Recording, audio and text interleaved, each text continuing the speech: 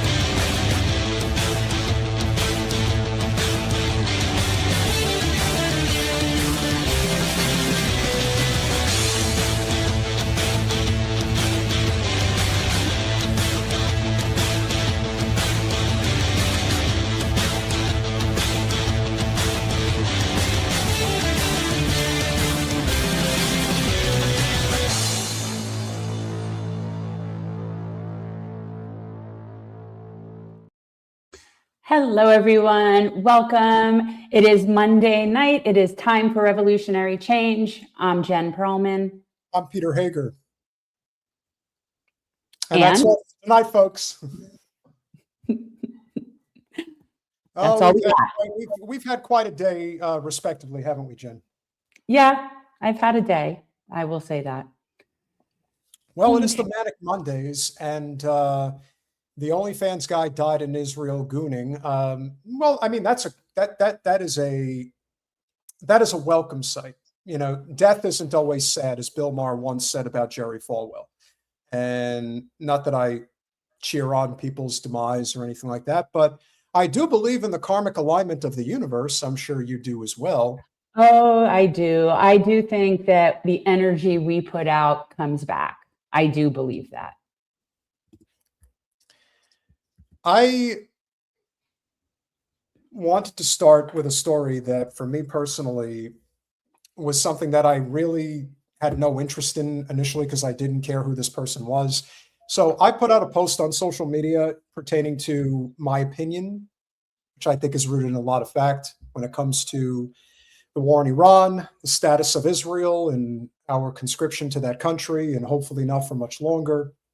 Well, we are more informed than the average bear, right? So you definitely are infinitely more informed than the vast majority of people, especially in this country. Oh, yeah. I mean, I have a friend that wants to argue with me about this point. By the way, that friend we talked about who said wanted to come on the podcast and defend Israel's position. Well, now that friend wants to bring on an expert to fill in her spot to come on the podcast. No, thank you. Tell her no, thank you. Although just for curiosity, who's her expert? Oh, I don't know. I mean, she said she's got a list. Tell her we know the experts. We're not interested. Take her Hasbara elsewhere. So she obviously isn't confident enough in her own position. As soon as you told her she'd be coming on with both of us, she didn't feel that comfortable, right?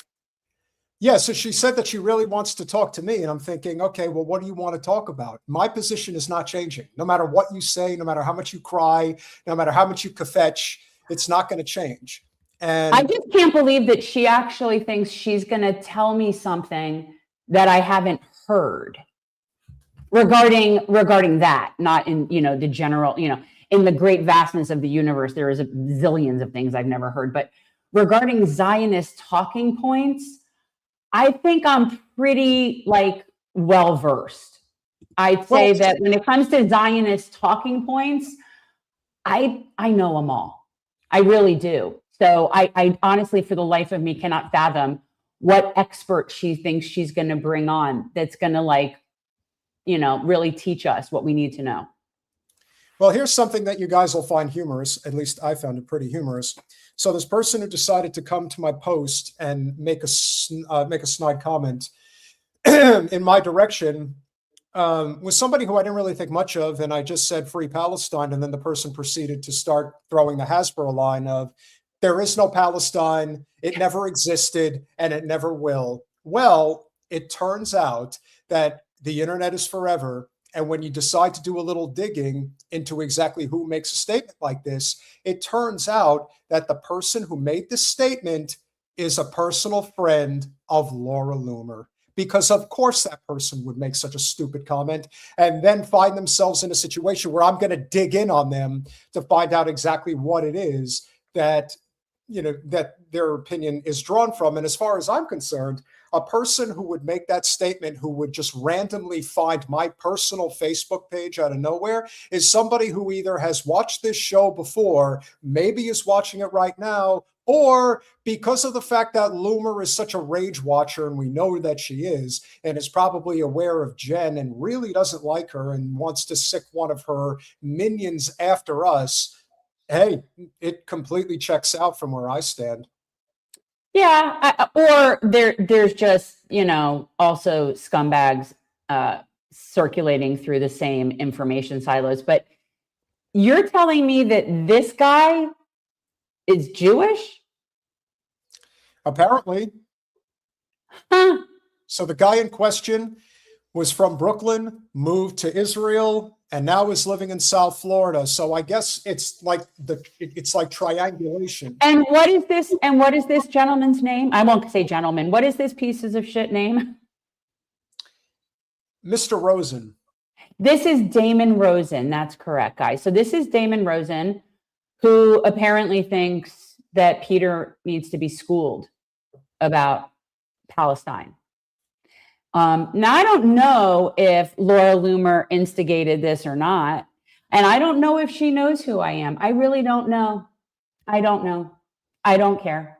I feel fairly good being where I am now that the odds of me running into her ever are pretty slim to none. So I've sort of handled it from my end as far as avoiding some sort of, felony charge. Yeah. So that's all I can do. So, yeah. I think the more interesting aspect of this particular story is the fact that he did live in Israel and he is considered an activist and decided to write an article. And this was back in 2020. Colin, can I have that article, please? So this guy is a dual citizen. He's a dual citizen. I would think that for some people that might seem a little shifty. I think that causes a certain amount of questions, especially for those people that are so, gung-ho about patriotism and borders and such like that. Yeah, and I also think I think he looks a little East Asian too, libertarian social democrat, which isn't to say that, his father isn't from somewhere in East Asia and his mother wasn't Jewish.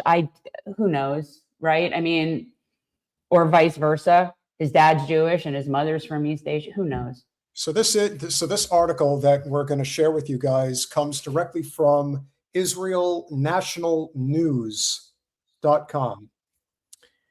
And it's a hoot, to say the least. The anti-Israel, anti-Jewish rhetoric of Black Lives Matter by Damon Rosen. And this is dated July 15th, 2020. Mm-hmm. Oh, yeah. So this is, but he didn't directly threaten you or anything, right? He was just trying to school you about Palestine. I dared him to threaten me. I was like, yeah, please. Got plenty of people who want to kill me, who want to threaten me. Please, you live once, live through truth. It's the only way. Video editor Damon. Oh, look at this. Oh, I see. And they're already prepping by calling Linda Sarsour out. Okay, go ahead. Video editor Damon Rosen compiled speeches from a July 1st Black Lives Matter protest in Seattle.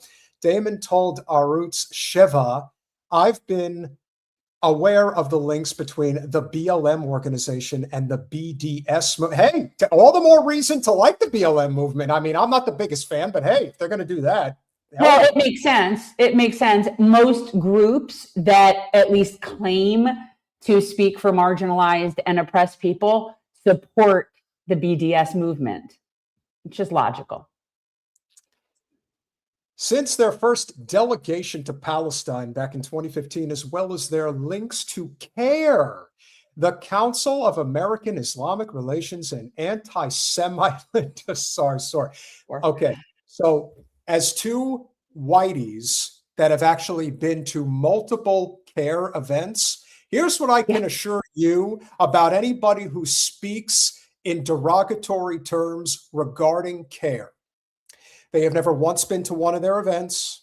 They have no idea as to what is spoken about at those events. The only thing they know with absolute certainty, which CARE does not hide, is that they are against the state of Israel. And for that reason alone, they are persona non grata. They are evil people, and they must be put down like a wild animal. As we know, they are a wonderful organization on the side of truth and justice. And that's why. And let me also say something about the Muslim community in terms of the, I don't know what the word is in Arabic. Maybe somebody in the chat could put it in phonetically. But what in Judaism, we call it tzedakah, which is giving charity. But in the mosques, the amount of money that's given is very large. Everybody there is constantly putting money in to help, and it's mutual aid in their community. It's stuff for people in need. It isn't to build some big shrine somewhere. And then at those events, at those care events, what I noticed was a lot of people raising their hand and donating money to help Palestinian children who are being Holocausted. So I actually never sat in a room of more generous people than the last care event that we went to. So their outright hatred for the state of Israel, bravo, their blood libels and growing ties to the Nation of Islam were very troubling to me years ago, and things seem to be getting worse by the day. Since the death murder of George Floyd, I've noticed the mainstreaming and acceptance of Louis Farrakhan, the biggest anti-Semite in America, and the sick narrative that today's Jews aren't really Jews. It bothers me tremendously to see the black community that we pat on the head and tell them they're good little people, turn against the Jewish community, which was at the forefront of the civil rights movement, while embracing the people who still actively enslave them in the Arab world. Who's actively enslaving the black people in the Arab world? The white people from this world. The people that are enslaving the black people in places like Africa are colonialist, capitalist, corporatist people. Not the people of that. Now, are there people in Africa that basically do the bidding of the white colonialists? Just colonialists. Of course there are. There are always those people that will sell out their own. But for the most part, no. They're not enslaved in the Arab world, you moron. Their hypocrisy of preaching inclusion while demonizing Jews and Israel is astounding and troubling. So as you can see, the conflation of Judaism and Zionism is one and the same. They will not allow any airspace in between the two. They can't, because their entire ideology is conscripted to that end. If they were to deviate from it ever so slightly, it's already collapsing as it is. I mean, it would just collapse altogether very quickly if that were the case.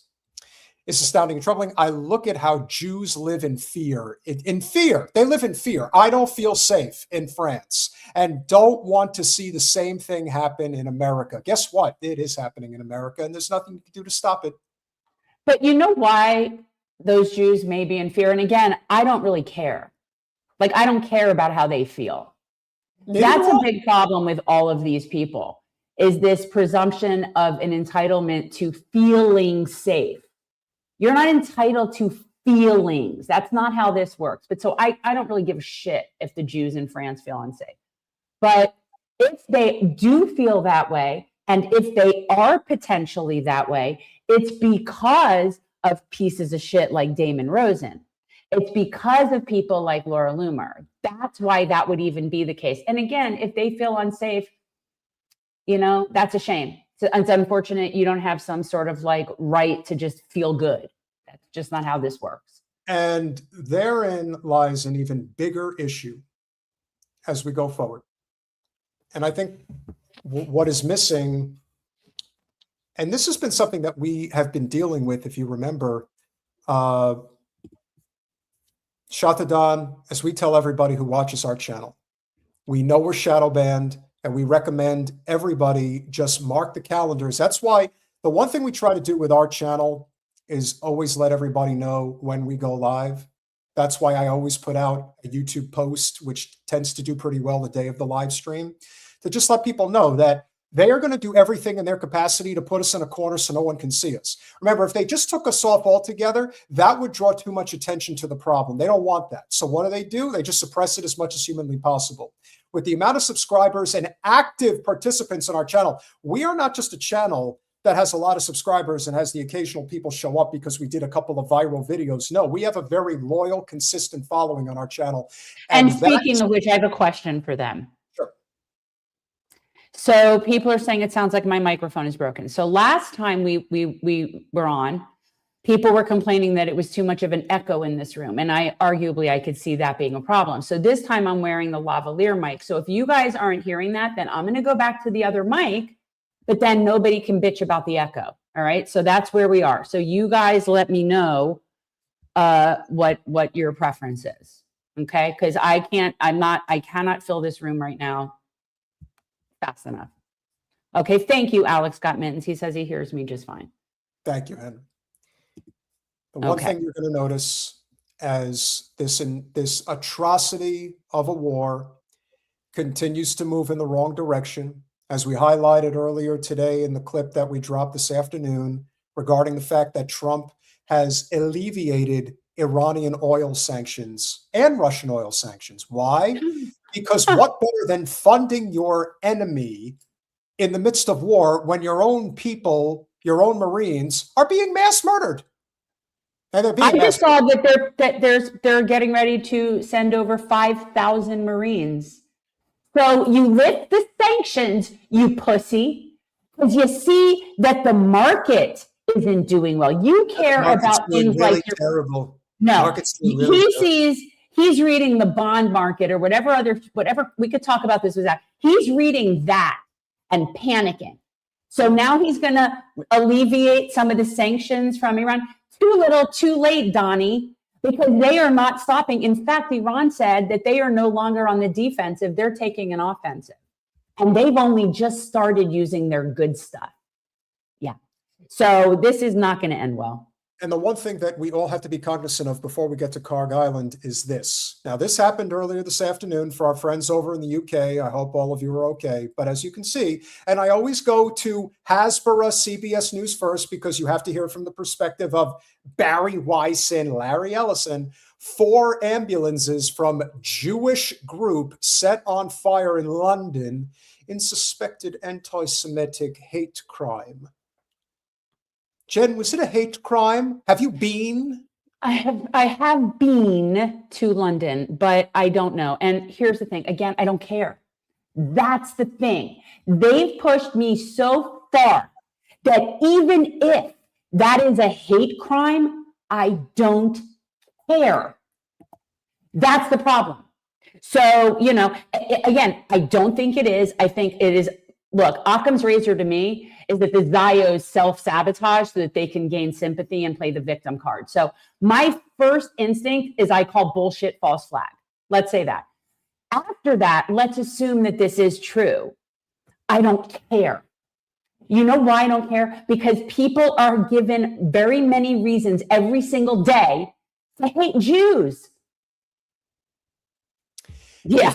If Douglas Murray says that Iran is losing the war, you can rest assured that Iran is winning the war in a very provocative and demonstrably efficient way. No, Israel is on their knees begging for mercy, and Iran is only getting started. And I am here for it. And no, I don't even care if it is an anti-Semitic attack. Continue. That's what I'm saying. Even if it is the most vitriolic, hate Jews, people like Mel Gibson's father level, I don't care.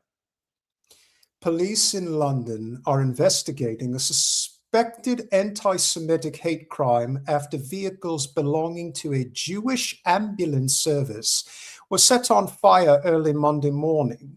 I hate when you do that. It's not bad. Officers were called to Golders Green, a London neighborhood with a large Jewish population, after receiving reports of a fire.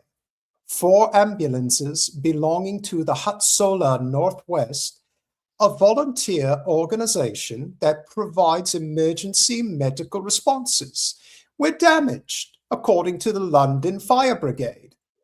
Photos from the scene show several of the ambulances completely destroyed, with just heaps of blackened wreckage remaining. And you know what? You know what comes to mind for me? For any Zios that want any sympathy or anybody in any community, because again, I just don't give a shit. What comes to mind for me are the ambulance workers in Gaza that were murdered and then buried with their ambulances, and the entire fucking world, including the UK, We're okay with their little self-investigation and explanation. Yeah, go get fucked. I just don't care. Multiple oxygen tanks on the vehicles exploded, causing windows to break in an adjacent block of residences. It is said in a statement, adding that no injuries have been reported and the fire has been brought under control. The cause of the fire is being investigated, authorities said. Security camera video shows 3 people running across the street to the site where the ambulances were parked and appearing to light them ablaze. Did they mention that they were wearing tefillin and, you know? Well, and again, with a very, very large grain of salt, CBS News is not like a beacon of real journalism. Not at all. So, and who wrote this article? CBS. Oh, who wrote it? Yeah, like whose voice are you doing? I'm just articulating. Okay. You're not being a person who's actually saying these things, because this is a woman that now is talking about the police superintendent. But I call bullshit. I call bullshit, and you know what? That's a shame. You know what's been the overwhelming response to most people that have heard this story? That's what I want to know, Tony. That's what I say to him every time. And you know what, Travers, you should get in on this, because I know that you're Irish and stuff, but I feel like his accents definitely are emasculating. So I'm just saying. We know this incident will cause a great deal of our community concern. You're pissing off all our Brits. And officers remain on scene to carry out urgent inquiries. Oh, that is wonderful. Here's what most people have been saying. According to our friends over in the UK, you know what's been the most talked about part of this, the entire thing? Colin, can you scroll a little bit? What do we have here? No, go on the photo. Apparently, people are outraged by the fact that the Jewish community has their own ambulance system. I thought that the UK has a universal healthcare system, but evidently they have a speedy system for people in certain Jewish communities like this one. That's been the main takeaway for today, as if people couldn't be more pissed off, as you've alluded to. Yeah. And I'm not saying that people deserve to be hated or treated with violence, but the karmic alignment of the universe. If you treat people a certain way, what do you expect is going to happen? Well, that's what I said, coming back to you mentioning karma and me saying that what you put out there comes back to you, which is why I don't ever put out hexes or negative curses or anything on people. You put that shit out there and it is going to come back and bite you every single time. So you don't, that I believe that. And so again, one way or another, it's karmic. This is karmic. Absolutely. All right, let's continue. Police said reports of explosions were linked to the gas canisters on the ambulances. Nearby homes were evacuated as precautionary measure. Mark Reisner, an eyewitness who lives in the neighborhood, heard loud explosions and arrived at the scene just as the third ambulance was blowing up. Sure. A very loud explosion. You sort of felt it go through your guts. It's just left us all reeling with confusion and shock. Let me tell you what's confusing and shocking, how out of touch, out of sight, out of mind you people truly are. To come this far, and now nobody believes you, no matter what you say or what you do. And that, in many ways, is a reflection of what we ultimately said was going to happen. We said, we're not sure we're going to be able to save the Palestinian people. But what we know with absolute certainty, that if we band together as a United States of America, we can beat these fuckers into oblivion. And that's where they're going. This shit that they have been doing for many a generation, they used to be able to use it so that no one can ever speak ill of all of the crimes, the war crimes, the crimes against humanity that they've been doing forever and a day. And now when they do it, and it looks so much like a false flag, everyone's looking at it saying, that looks like a false flag.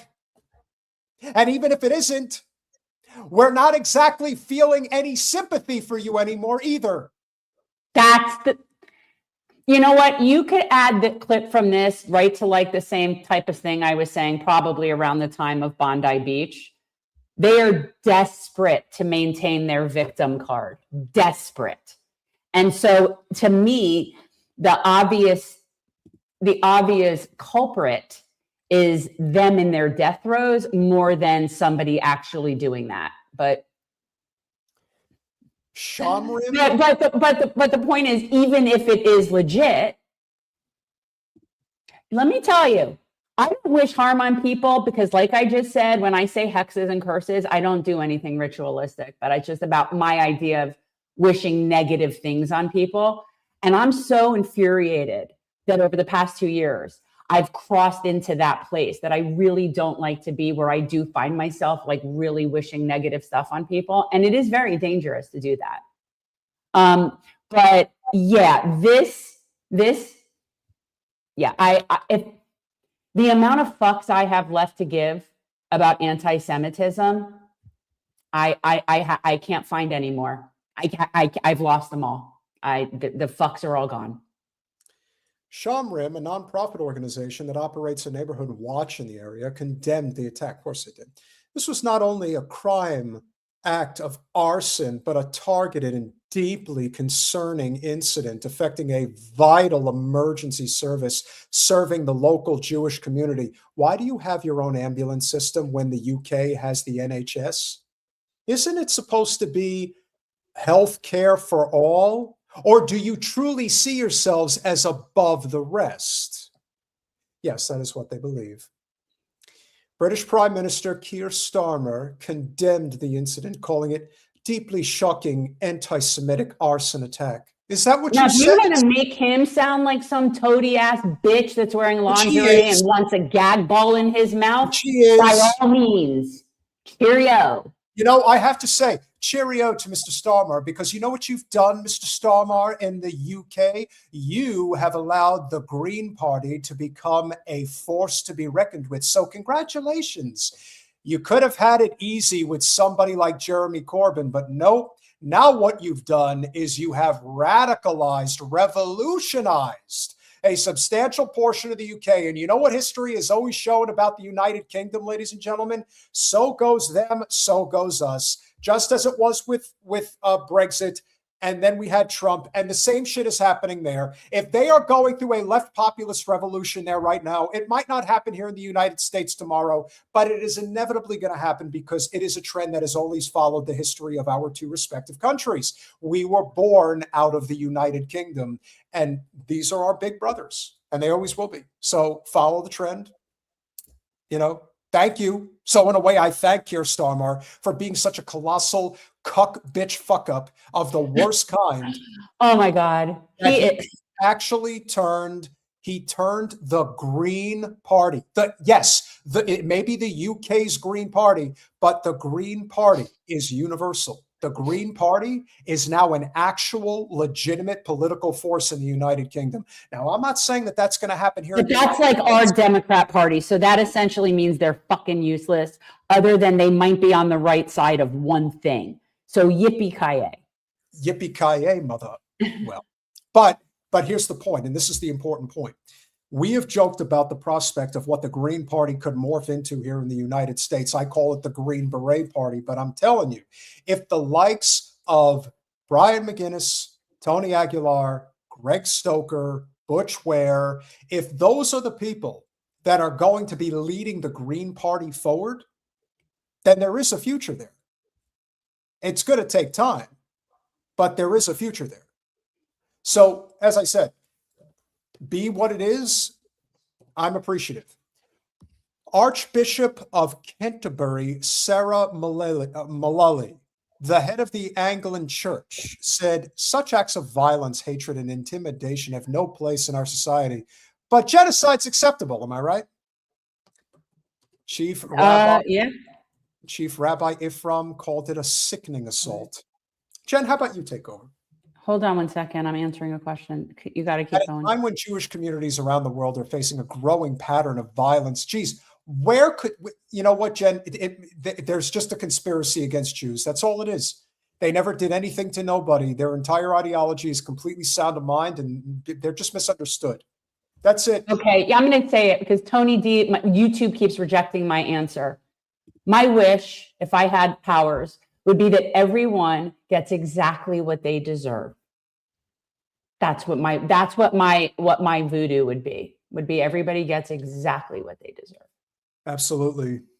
Or everybody gets exactly what they wish for the Palestinians. Whew. How about that? That'll be one blind world. The number of anti-Semitic incidents, they're not Semites. I wish people would really start pointing that out more often. The number of anti-Israel incidents reported across the UK has soared since the start of the Israel-Hamas. They're still calling it the Israel-Hamas war in late 2023, according to the Community Security Trust, which works to protect the Jewish community. The group recorded 3,700 in 2025, up from 1,662 in 2022. Now, remember, what they report as crimes are usually people just looking at them cockeyed, not actually doing anything. And of course, they want to play the victim card because they know that the world hates them now. And it's only going to work for so much longer. You want to finish it up? Okay, where am I in October? In October 25, an attacker drove his car into people gathered outside a Manchester synagogue on the Jewish holiday of Yom Kippur and stabbed one person to death. In the United States, we call that Tuesday afternoon. Another person died during the attack after being inadvertently shot by the police. Earlier this month, 2 men were charged with carrying out hostile, and again, that's in quotes, hostile surveillance of the UK's Jewish community in London on behalf of Iran. Okay, that sounds like the most bogus thing. And go back up, Colin, because this is, I always like to talk about like media literacy. Look at this. So notice the vagueness of this. Carrying out hostile surveillance. What is that? Is that an actual penal code? Was that somebody's opinion? Is that an actual charge? And on behalf of Iran, and in what way do we know that? Was there any sort of showing that they worked for Iran? Are these people even Iranian? Are they related to Iran? You see how they just put that in there? It's unbelievable. Good work, Barry. You're doing a bang-up job over there with your journalism, Barry. I don't remember you at CSPA. Where were you? And that's Barry spelled B-A-R-R-Y. No, well, I'm talking to Barry Weiss. Whatever. I don't recall you at CSPA back in the 80s, so don't know what you were doing. Earlier this month, 2 men were charged with carrying out... Okay, we got that part. All right, that was me. I said scroll back up. All right, we can continue now. All right. A series of recent attacks have also occurred in other cities in Europe, including an explosion outside a Jewish school in Amsterdam and nighttime attacks in front of synagogues in the Belgian city of Liège and the Dutch port city of Rotterdam earlier this month. No one was injured in those incidents. In France, officials said they foiled a suspected terror plot. Again, vague, no specificity, just throwing out fear words aimed at Jewish targets. What were those targets? What were they doing? What was the plot? What was aimed at them? For all we know, they threw spitballs at them in the cafeteria. Okay? Like this is the kind of shitty ass journalism that we've come to expect from people like Barry Weiss. No, this is what happens when you get bought out by the biggest financial contributor to the entire Zionist cause. That's essentially what happened here. Yeah, whatever. Thank you for listing the ADL, top 10 list for London anti-Semitic terrorist attacks this year. We don't believe them. And even if they're real, we don't care. How's that? Barry. And so when you think about how devastating the Zionist cause has been here in the United States and what they represent, what they have represented for the longest time, while it's, again, karmic alignment of the universe, but the creator and founder of OnlyFans is dead. And not only is he dead, but apparently he died a very painful death. He had cancer. He had it for a while. And he's dead at the age of 43, which I have to say, for somebody to be a billionaire, of course, he did it off the backs of many sexual abuse and trafficked victims that he is responsible for. Let's see if we can pronounce this carcass's name correctly. I don't care to. Go ahead. Leonid Can I see it and then I can tell you what I think it looks like? Leonid Ravinsky. Well, Ravinsky, okay. OnlyFans owner allegedly pledged over 10 million euros to pro-Israel lobby. And by the way, this was in February 24, so well into the Holocaust. Mm-hmm. Okay. So this isn't Go on, stop. Colin, come on, baby. Oh, I want to punch him.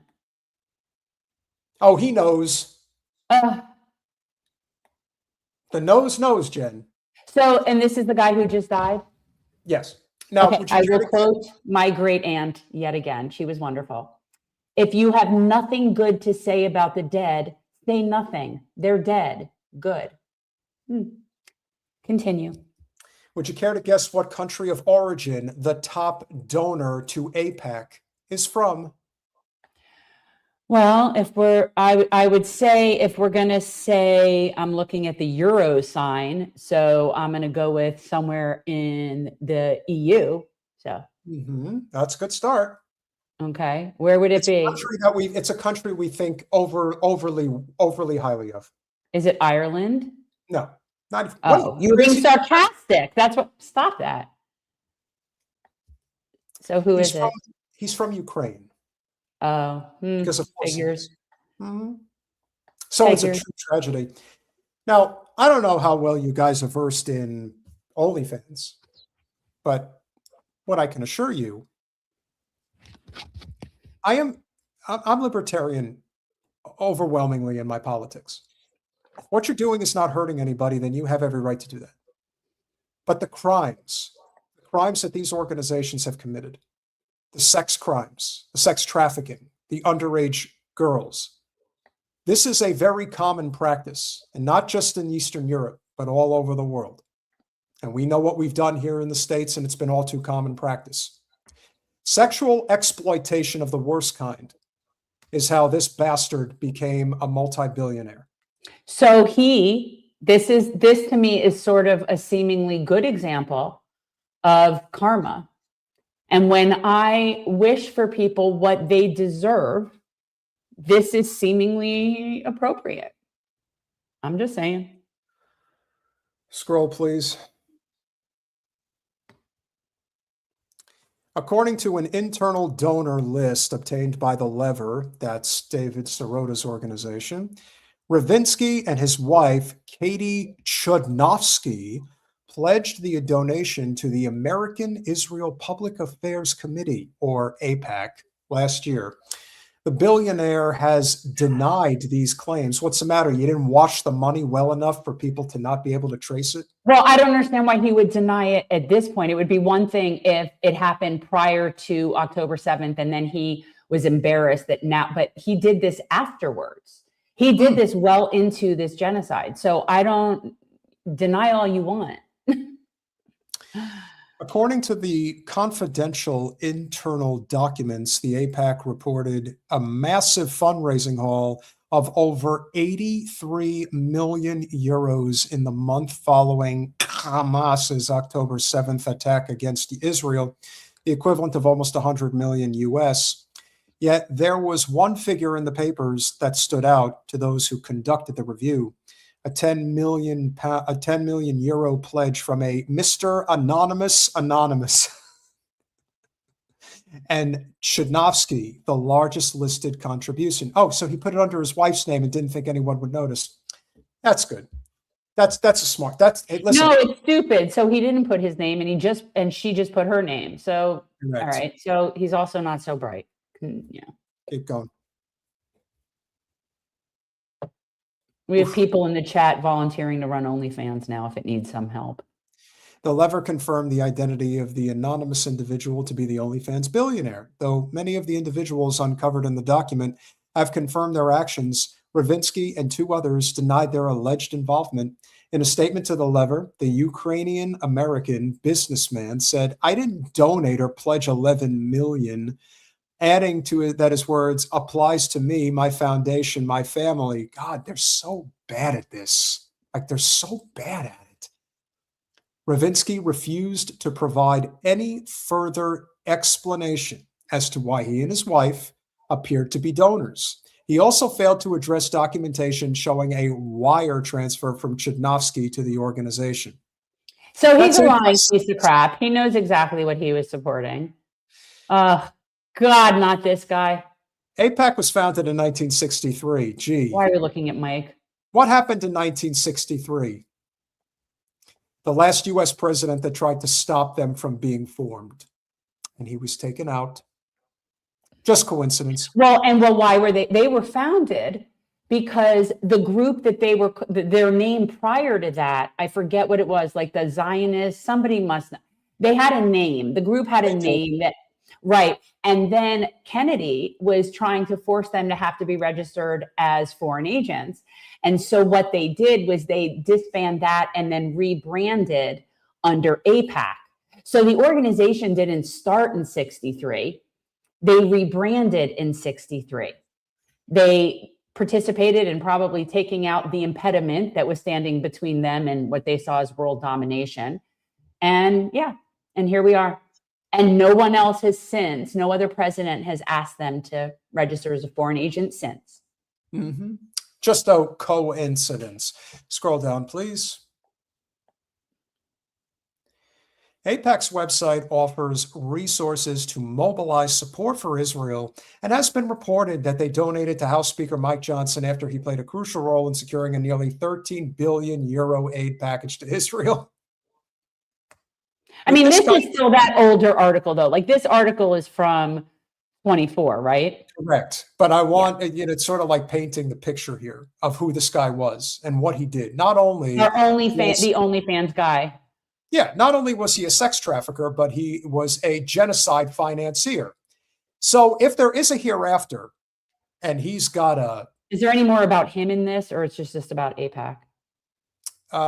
Let's see. Scroll a little bit more. Let's see. That's it. Well, it just goes into a story about AIPAC. AIPAC has funneled millions of dollars worth of resources into trying to silence progressive candidates who have been openly critical of Israel. Yes, that is what they do, but that's only part of what they do. The other thing that they do is they threaten people, bribe people. They do a lot of things. It's not just elections. No, they're bullies. They're bullies. They do everything. They bribe, they blackmail, they threaten. That's what they do. That's how these people work. Any surprise. That's the point. But in the case of this guy, I mean, look, people get to desperate positions in life and they feel that they have to do certain things. Sometimes that involves doing things like OnlyFans. But there's one thing we've learned about OnlyFans over the years is that it is an extremely effed up organization. Now, I freely admit I've never used OnlyFans. I'm sure there are people here who probably have. A lot of the people that apparently work or do OnlyFans, in some cases, they're able to make money. In other cases, they're not, or they get taken advantage of. But there's a lot of bad things that go on within these organizations. And like I said, when you're dealing with a substantial amount of desperate people, there's a lot of things that will happen. And I, for one, like you said, I have no sympathy whatsoever. I just hope that whoever is now in control of his estate will put that money to better use than sending it to the state of Israel. Lord knows. I wouldn't hold my breath on that. Zios tend to breed Zios. But somebody had commented that they think we should bring back the hit list. So do you have something you... well, any one of these people is worthy. I'm just saying, there's the concept of the hit list. And and now that I'm in my own house, I can actually, do whatever I want. So, yeah. What did they do to the senator for Vermont? I don't understand. But, the senator has been out there saying that Israel is committing a genocide. That is very nice, but it's still not enough. What happened And to Bernie? fuck him too. Seriously. Again, just disappointment. But to some extent, I appreciate it, because now it's so painfully clear that there is absolutely no salvation to be had in national politics. None. No. There's nothing that is going to be found for us in voting for a quote unquote progressive Democrat. Not going to happen. You know how we know there is going to be no salvation? Let's bring back our good friend Blakeley to explain. Well, actually, should we do it now or should we? Well, Zach's here, so if he's wait. Well, remind me what the Blakeley thing is, the snake thing. Yeah. Well, whatever. I mean, whatever you want. I mean, we have a few minutes, so we could do that one and then focus on like important economic issues with him, and Of course. I know, and I'm going to do my best. I see him watching right now, but I'm going to do my best to not have my eyes glaze over, and when you guys start talking and I start hearing the teacher from Charlie Brown, I'm going to totally do my best to focus on the economic. It's all the economy, stupid. Yeah, well, I don't like having our guests wait. So, Zach, you ready? If you're ready, man, just give me a thumbs up. Yeah. All right. So, the thing about our current economic struggle, it's actually pretty easy to see where all the pieces connect. But, Zach is not only a friend of the show, he is somebody who does exceptional work on his own. And the way that he has put so many of these interesting pieces together, not the least of which is dissecting probably the biggest snake in the entire machine of all. And that, of course, is the Rothschilds. But then, of course, there's also the aspect of what private equity, who, that was actually one of the first reasons that Zach and I had connected in the first place, is because I am of the belief that if anything is going to destroy the U.S. empire in conjunction with capitalism, it is private equity. That is what it's doing, because it is a blob that you can never feed it enough. It will always demand more. And in the end, that is the system that we have created. It's the monster we've created. And now the question is, what is it going to look like once it collapses, and where do we go from there? That is much of what we have to identify. And with that said, Zach Foust, welcome back to Revolutionary Change. Pete, Jen, thanks for having me on, guys. Hey, how are you? I'm good, and I heard your slander of the economic talk. I do my best to not make it boring, all right? I do my best. I do little skits and stuff. You're doing a great job. You're a really great guy. So you're the only guy I will never do my Trump impression in front of, because yours is so much better. I like yours. Well, I originally wanted to reach out and this was already whenever it might have even been a little bit longer than a week ago. When I saw that BlackRock was limiting their trades, and they were seemingly very scared, and it seemed very panicky to me. And as we know, things like that generally seem to really only affect the people invested, because most people aren't invested in any of that stuff. But I was hoping that you could explain that that's not true, and how that affects regular people, because they're in deep shit in those equity firms. They're in deep shit. They're not. They have written checks that they can't cash. Right. Yeah, it starts with this thing called private credit, which most people don't really know the definition of. It's just simply a private loan. It's just like if me and Pete had a deal to loan him $100. That's a form of private credit. And private equity is just like the stock market. The stock market's public equity. They are just simply making deals behind closed doors in private with each other. And I've heard that many times, Jen. These are private entities doing private things. Doesn't have anything to do with us, until you look at how much of the stock market they own, until you look at how many of the companies they've acquired. When they start to have to come due on the bets that they've made, it's going to be dramatic. I was having a conversation with huge private equity advocate, Tiffany Cianci, who does great work on the private equity side. And she's calling for a seismic collapse of the economy if the private credit market were to falter. And I happen to believe that that's probably the truth, because once that toothpaste comes out of the tube, it can't go back in. right? So what does that look like for regular people? Because from where I'm sitting, right, regular people are so screwed right now and have been progressively worse and worse and worse over in my lifetime, right? And I'm arguably older than you. So Only a little, like, only a little. yeah. So, it's already bad, right? Like it's bad. But the idea that I'm scared for this because I truly do believe that we will see in the next, I don't know, 5 to 10 years where $10, $12 a gallon is typical for gas. We are going to a very, very scary place. And I don't think people understand it.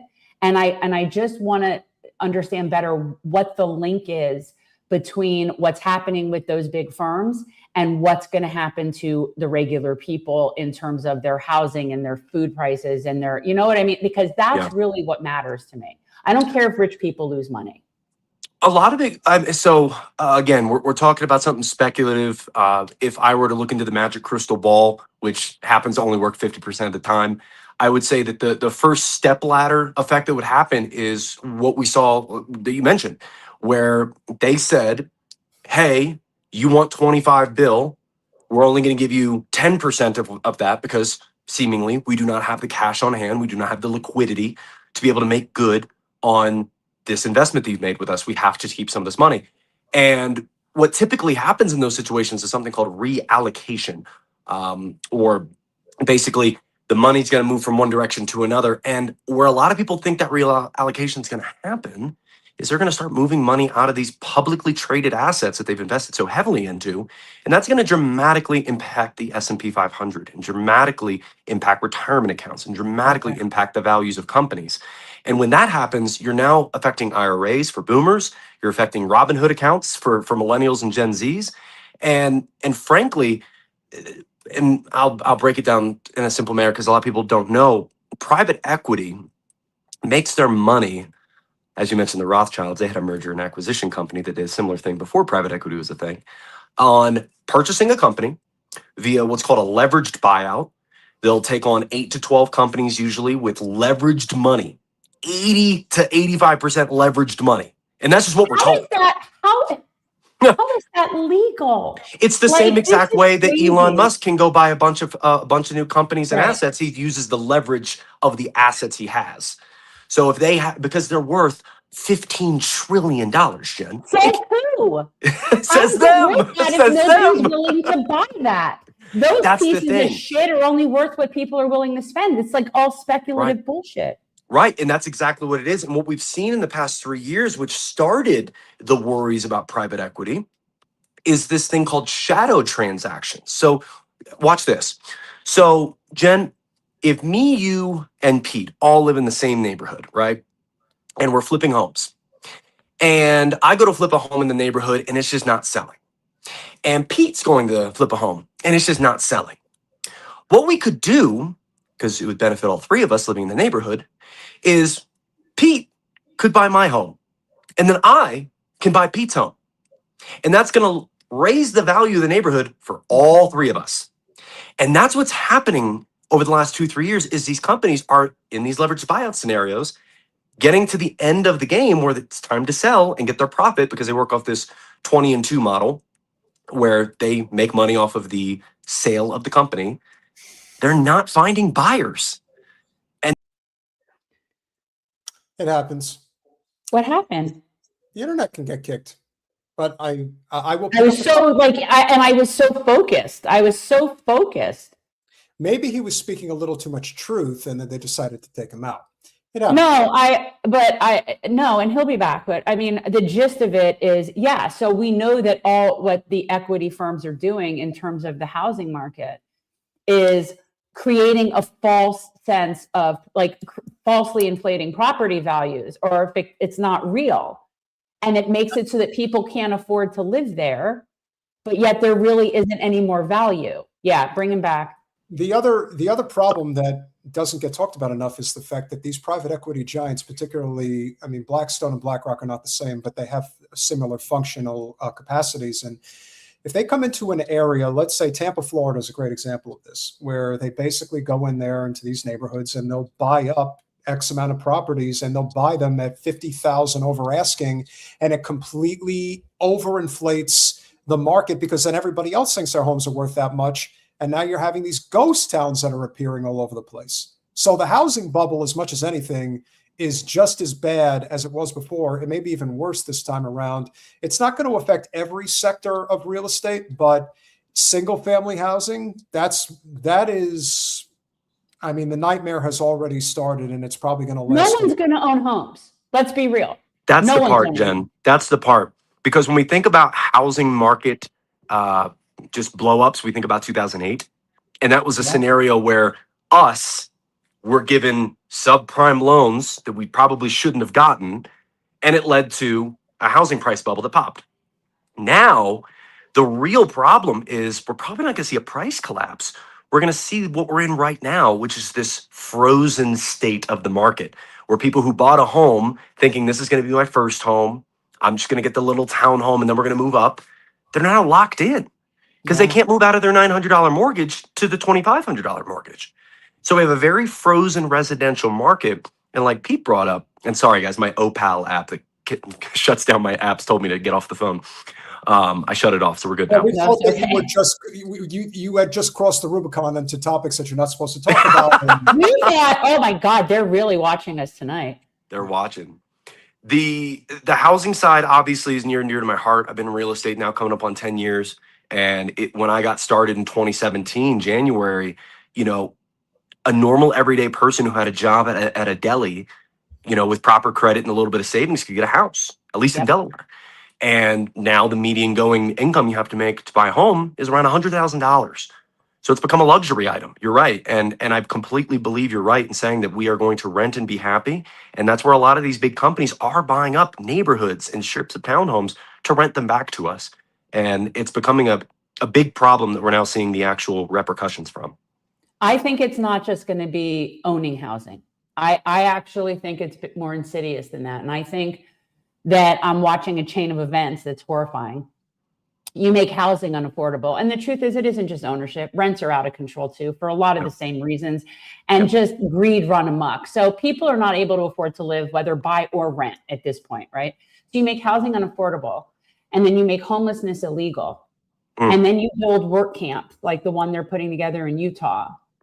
And I just can't help but think you create a situation where nobody can afford housing. It's illegal to be homeless. And then you give people a choice as to prison or work camp. And you basically now have a new feudal system. And this is where things like freedom cities come into play, where you create these new corporate towns like we had post-World War II, where, oh, you can't afford a home?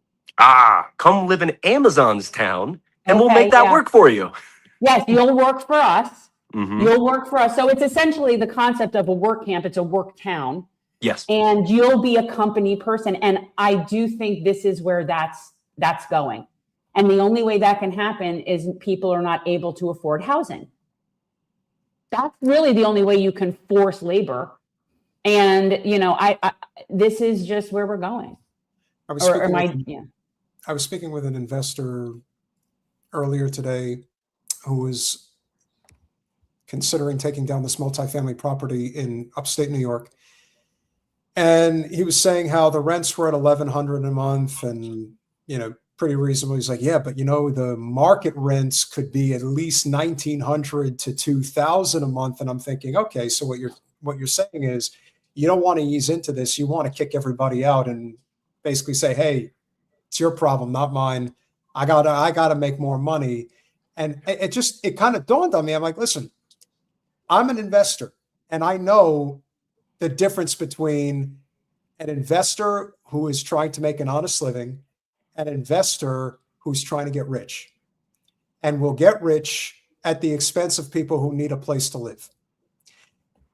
If you're doing it in different sectors, particularly the true commercial sectors, which are usually office, industrial, and retail, it's completely different than where people have to live.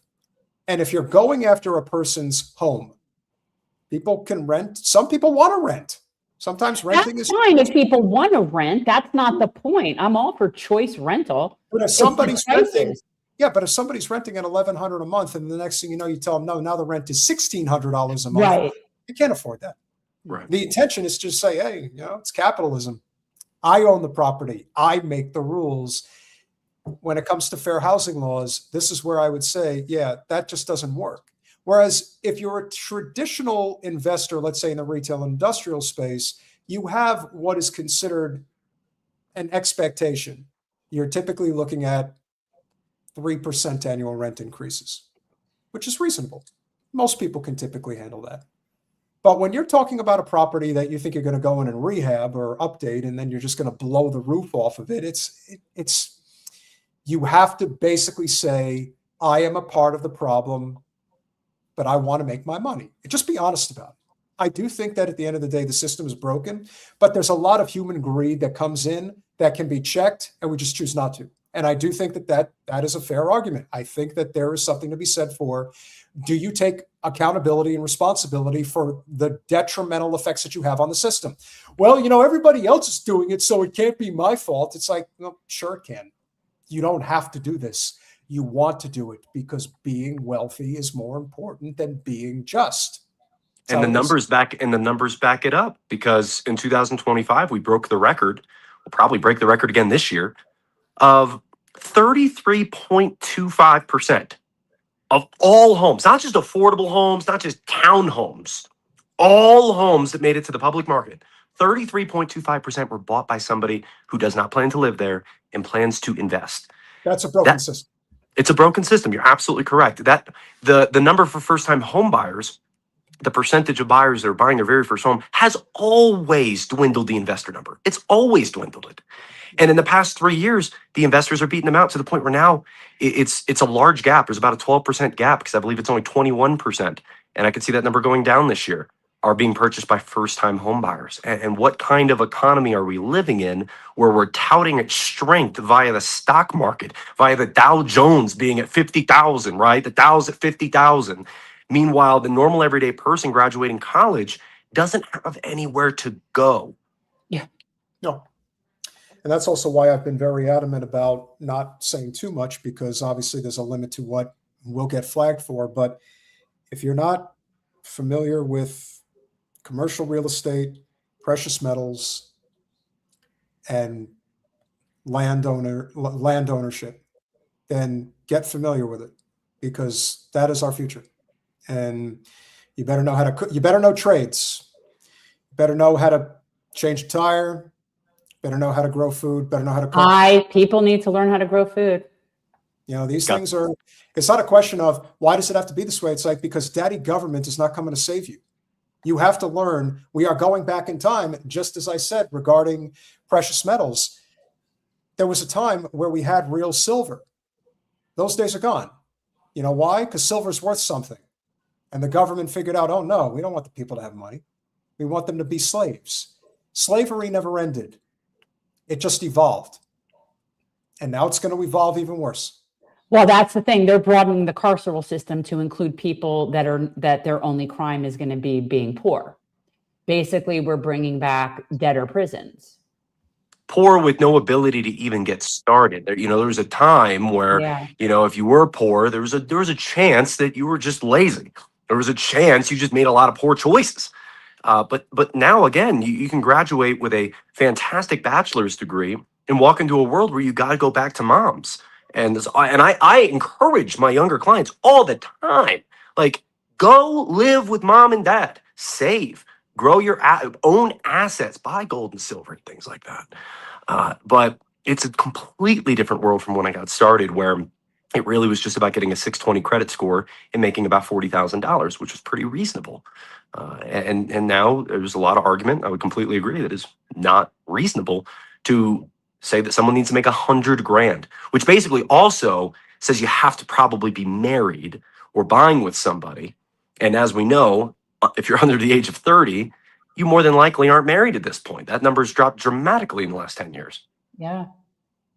It would be one thing if we lived in a country similar to the more thriving nations of the world, especially when you think of Australia, Japan, Germany, etc., Scandinavian countries. They have tuition-free college, but the idea behind those colleges is that they want you to learn a skill that the economy needs. We don't have that here in the States. You could easily have tuition. Again, it's the ultimate compromise. You want tuition-free college in the United States? Make it specifically for areas of study that are in need for the economy. You want to learn how to weld? You want to learn how to be a plumber? You want to learn how to be an electrician? Those are just a few basic components of everyday life in the United States where we need those jobs. People should not have to go into debt to learn them. They should be paid to learn them because that's what's in demand. We have built this consultant managerial class that was, I know, again, a lot of people like to point the finger at Reagan. And while Reagan definitely got things started with the tax cuts and the fairness doctrine being overturned, which eventually led to the broken media system that we have that came to a head in a big way, post the Telecom Act of 96. But so much of the policies that were passed under Clinton in the 90s is really where all of this started. There's never been any reckoning. There's no rectifying any of this. The fact that Glass-Steagall, I was just about to say that. was Glass-Steagall's repeal is what caused 2008.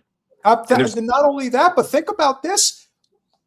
With the exception of Bernie Sanders in 2016, there has not been a single person that has run for president that has ever mentioned this issue. Nobody. And that's why Bernie was so dangerous then. He's not dangerous anymore, but he was then. And that's why they had to stop him. That's why Ben Bernanke, people thought it was bad when Ben Bernanke sat in front of the House Select Committee and said that we just have to type numbers on a keyboard and that's how we create dollars. You know what's even scarier that never made the rounds? Congressman Ron Paul asked him if gold is money. And he sat there and he hesitated and he said, no, it's not. Now, that's the lie to end all lies because everyone knows throughout the history of the world. I think the ancient Egyptians would disagree with him. The most recognized currency in the history of human civilization is gold. Yeah. It's never changed. There's a reason why it's worth as much as it is. And it is beautiful. And again, if the person who is in charge of the Federal Reserve is telling you that what is actually money isn't money, your system's broken, but it's been broken forever. And unfortunately now, because of the de-dollarization, there is no way to sweep this under the rug. So now the question becomes, what do we do to actually move forward from this? What are your thoughts as far as what are the most reasonable paths that people who may not have a lot of money to their name take to try to get out from under this conundrum we're all stuck in for the most part? Financially, that's a tough question. I think the easiest answer is we get together on the same page and revolt in some way, shape, or form. And I'll stop it there for sake of flagging the video. Financially speaking, it's been the same. You got to own an asset and have a skill. If you don't have a skill, you're not an asset to yourself. And if you don't own gold, silver, stocks, housing, land, and it's not just the like with a house, it's not just the four walls. It's the dirt underneath it that is going to continue to inflate off the coattail of the de-dollarization. That's the beauty of owning an asset. You ride the coattail of the corruption. And there's so many people now that just don't have the ability to do so. And they're buying fractions of stocks and fractions of paper silver. And it's not real. Yeah. So owning assets and having a skill set, I think you brought up some of the best ones already. I tell the people that are young moving into Delaware now, because we're becoming like a retirement state, a big relocation state, as people are selling their casual $800,000 home in New York and moving to Delaware. There's going to be a lot of need for HVAC technicians. There's going to be a lot of needs for electricians. And these are the types of jobs that I don't see, and I could be 100% wrong, getting taken over by AI in the near future. I don't have a lot of great advice that's going to change anyone's life financially that I have found yet. But honestly, I think understanding the corruption is one of the biggest points. To your point on the Federal Reserve, right? We're about to see the current chairman, Jerome Powell, exit stage right for a man named Kevin Warsh. Kevin Warsh is the son-in-law of billionaire philanthropist Ron Lauder of Estee Lauder, one of Trump's buddies. The reason we're going into Greenland Ron Lauder was the one that got us to go to Greenland. He obviously has a lot of geopolitical pull. And when you look at the Estee Lauder board and you see the Lynn Forrester Rothschilds, or I'm sorry, Ellie de Rothschilds there as well, it's always the same names in every direction. So I don't think anything's going to shift. I think we're going in the same route of we're de-dollarizing, we're putting inflation as a something we talk about that we care about. But I don't know if you guys saw the recent projections from the Federal Reserve due to what's going on in Iran. They're not projecting inflation is going to be at 5% by May. I don't know what we're supposed to do with that. Well, you know, there are those of us that knew this was going to be the case, right? I mean, I knew that if we poked at Iran, it was going to be the end of Israel, and it will be the end of American empire in the way that it is set up right now. And they went ahead and they poked at Iran, and so this is where we are. And at this point, I don't think there's anything that they're going to be able to do to change it. And Trump can sit there and say he's negotiating with Iran, but it's interesting because the Iranians are saying we're not negotiating. I don't know what he's talking about. And you know what's interesting, Jen, is I'm on vacation. We never go on vacation, but me and my wife came out here to Colorado. Yeah, we came out here to Colorado. That's why it's still light outside. Nice. Yeah, we don't ski, but we're here in Breckenridge, which home of a lot of money. I've realized. Yeah, it is. When you watch, like I watched today, Bloomberg, you see everybody reacting to what Trump had said. Oh, we're ending the war. We have peace negotiations beginning. And I'm like, you idiotic boomers. Have you not seen or heard that Iran completely said no? They're making memes about it. Their minister of defense has come out and said, no, it's not happening. We're not talking to them, and we won't. That's the verbiage they're saying. We won't until we get reparations from the damage. And we're promised, which I don't even know how we could promise this, seeing as we bombed them during a peace negotiation, that this won't happen again. And I think we're stuck between a rock and a hard place where I agree, Jen, that Israel is going to continue to get walloped by its enemies, and that the American economy is going to struggle deeply, not just from oil, but from several different angles. Well, the liquid natural gas, the resource, there's a lot of problems. There's you can go all the way down to, I was watching, they were talking about manure, or like literally like or not manure. Gosh, what's the word? I'm going to just forget I said it, but a lot of different things that come right out of that channel, right out of that strait. And it's not just our country, it's others. We're screwed. I said it a long time ago. I was itching for Israel to poke at Iran again, because I think it's the end of them. They're done. And whether or not people realize it, because our news doesn't cover it, our presence in West Asia is coming to a close. It's coming to a close because about 70-80% of our bases over there have been demolished, and the rest of them are about to be demolished. And we're not going to be able to rebuild those. So Iran's won already. It's over. And the fact that they're sending 5,000 Marines to just go die, not one of those people is going to even make it to land. You know, you think about what we've witnessed over the past 2.5 years. And when the boomerang was going to come back around to Israel, which it has. Now, unfortunately, as sad as this is to have to say, Ben Gvir is still alive. And he decided to stick his neck out. That was too good to be true. Yeah, he stuck his neck out over the weekend to, I don't know if this is in English or not. I know somebody captured it through international media. But basically, he says to the effect that Iran is committing crimes against humanity. אנחנו נמצאים כאן בערד, נס גדול שיש כאן, ושוב, אני קורא לתושבים להישמע להוראות פיקוד העורף, להיכנס למקלטים, לממ"דים, כשיש התראות, כשיש אזעקות. הייתה כאן התראה, ואנחנו חייבים להמשיך לקטוש את האיראנים עד היסוד. We need this translated. It's not, this isn't worth it. Yeah, so my Hebrew is spotty these days. Evidently, what he was saying is because Iran fired missiles at Arad, I guess is the name of the community. A-R-A-D is the name of the community in Israel. Yeah. That it apparently killed some civilians. That's and this son of a bitch is coming out there talking about crimes against humanity. I don't even know.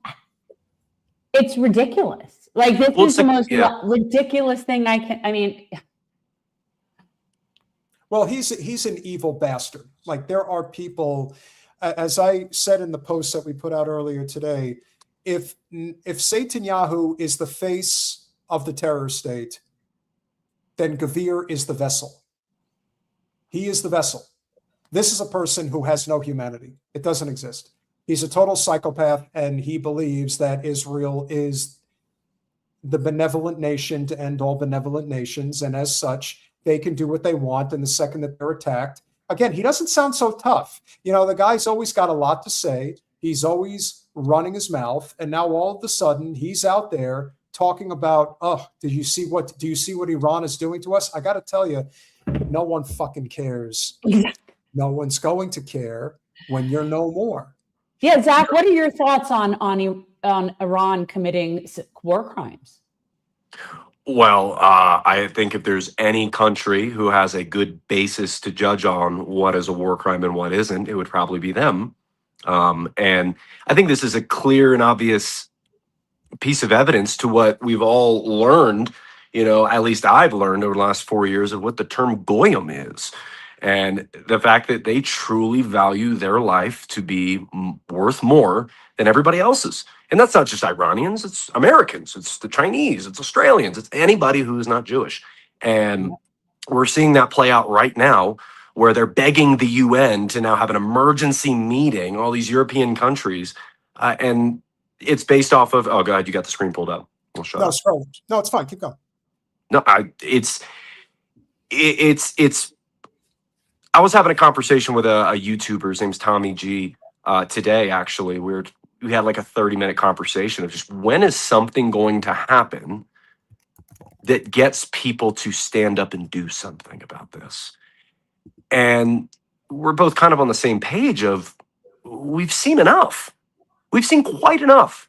And this is just another example of, they seemingly can do whatever they would like to whatever end. And we're just simply going to sit here and watch it. And, you know, people like me complain about it online, but when are we going to get in the streets and actually do something about this? I don't know. Now, you're based in Delaware? Yes, sir.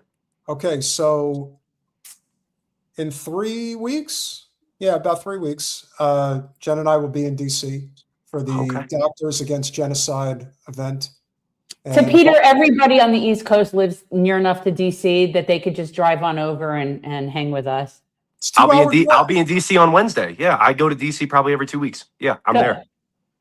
Yeah, so April 15th. I'm there. We're meeting up with the Doctors Against Genocide that are going to be doing a thing there.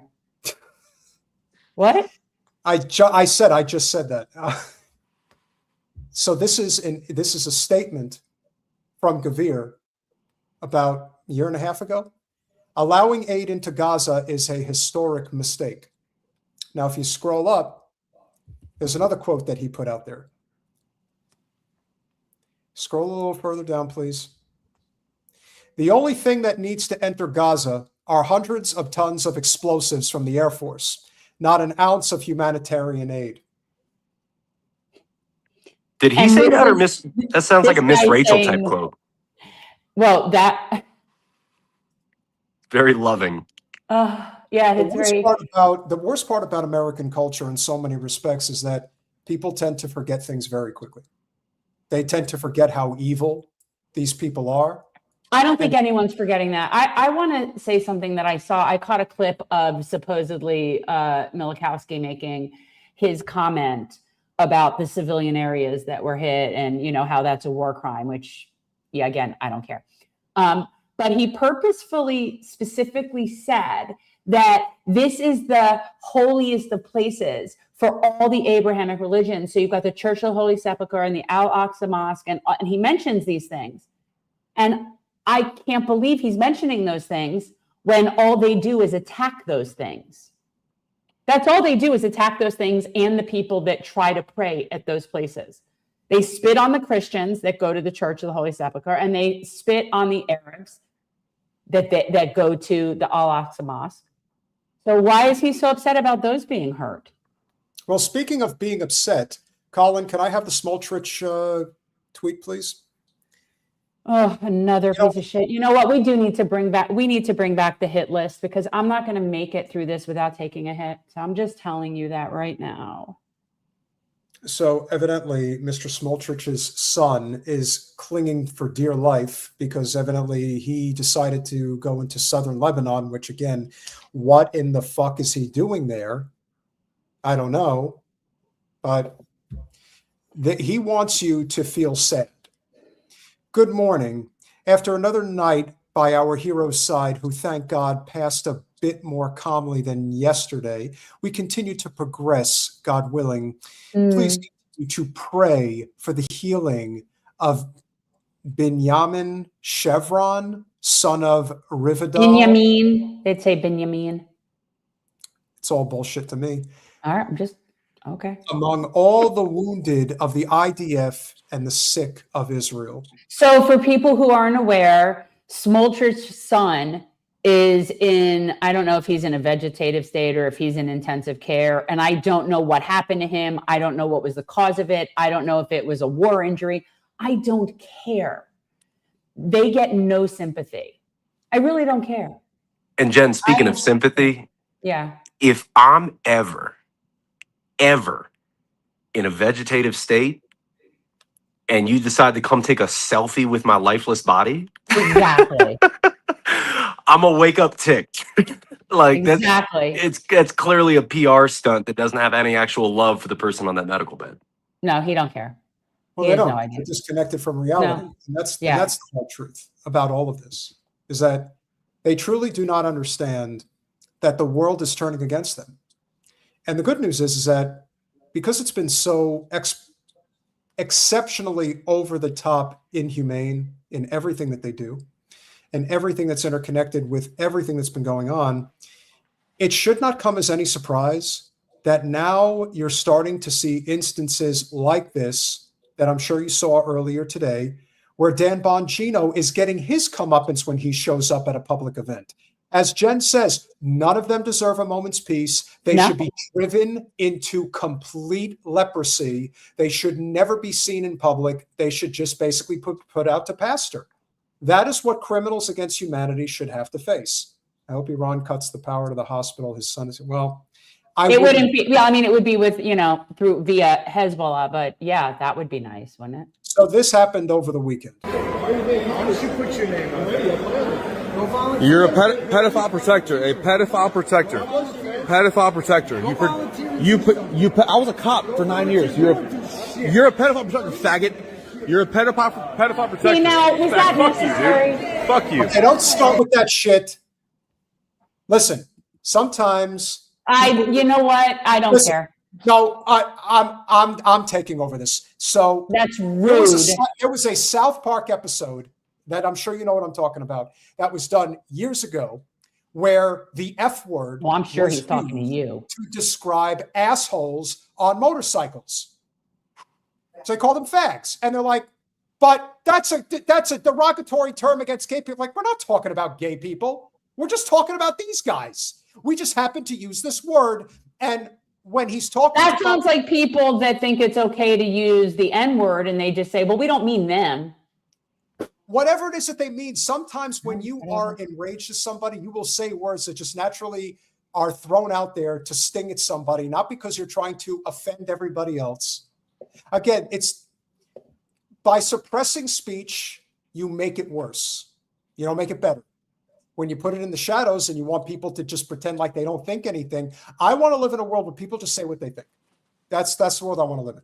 All right, I think the whole book of vernacular is up for grabs when you literally run for your position on doing one specific thing, releasing the Epstein list, and you resort to protecting pedophiles. Yeah. And that's fine. But it has nothing to do with whether or not somebody's sexual orientation is homosexual, right?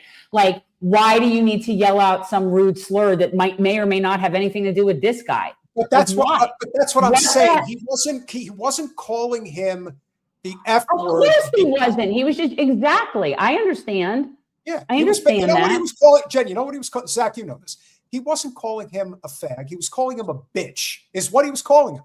He used a different way of calling him a So bitch. that would have been, which you is know what what? he And is. if he called him a bitch, it would have been better. He could have It's called him a even worse cunt. because I what would have makes- appreciated cunt. you love that word. It's amazing I how do. much you love that word. I do. What was Oh, wait, you promised me a Zio pussy story that I was going to get to use the Zio pussy graphic. what I also want to point out, if you remember, he joins the FBI at the same time as as the joke of a man who should not even be named. But when he's up there doing his Valhalla shit, you know, Bongino, yeah, something like that. I mean, that's like Bongina. Bongina is actually hilarious. That should Bongina. get used more. That's great. That's great. That's Bongina. and he did that, I guess, was it like a Christmas sit down with his wife?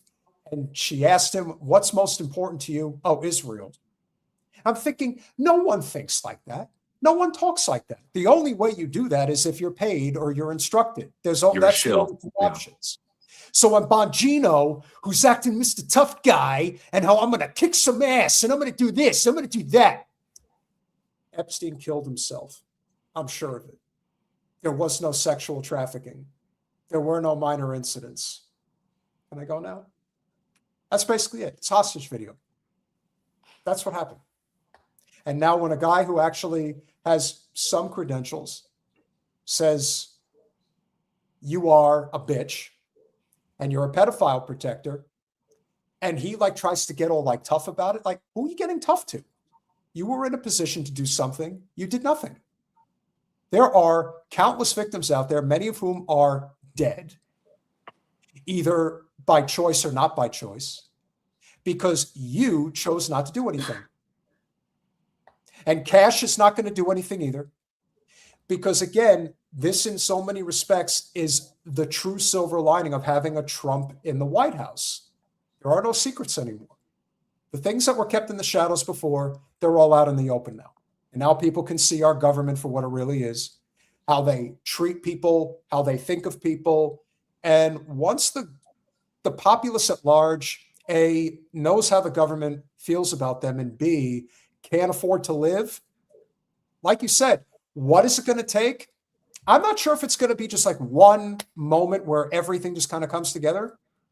But I do think that the more we collaborate together as a united front against this Zionist billionaire oligarchy, that's how it's going to be. It's not going to just happen in one, you know, kind of like Roman Colosseum chariot race type situation. But whatever it's going to be, it's happening. We know it's happening.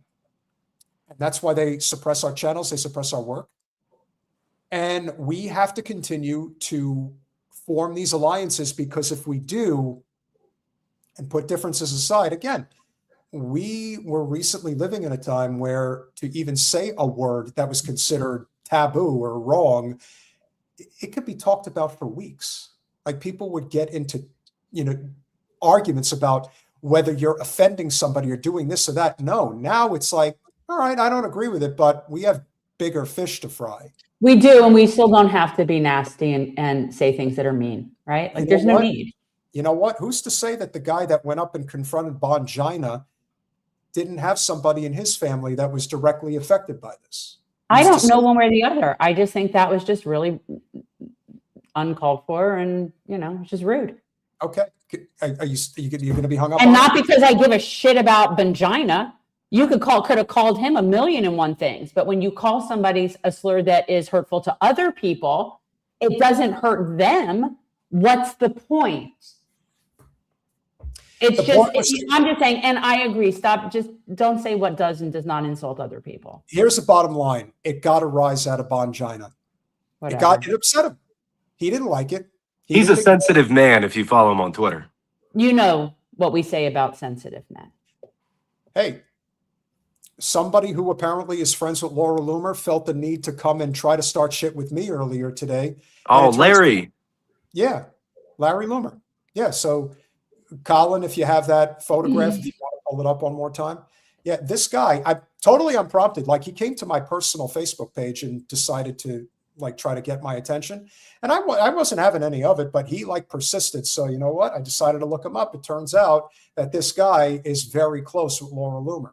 So the only thing that comes to mind to me is that Loomer either had him like try to come and give us shit because she knows that Jen doesn't like her. And that I think you read so much more into that than they're just both Zios and trolls.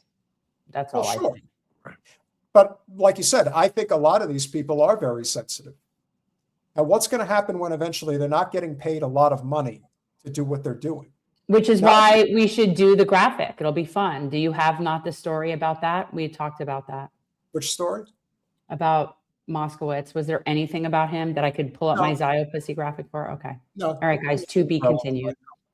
But what I do think is important that, you have been doing an amazing amount of work on is the Rothschilds. And it's still considered a taboo subject. You're not supposed to talk about it. Right.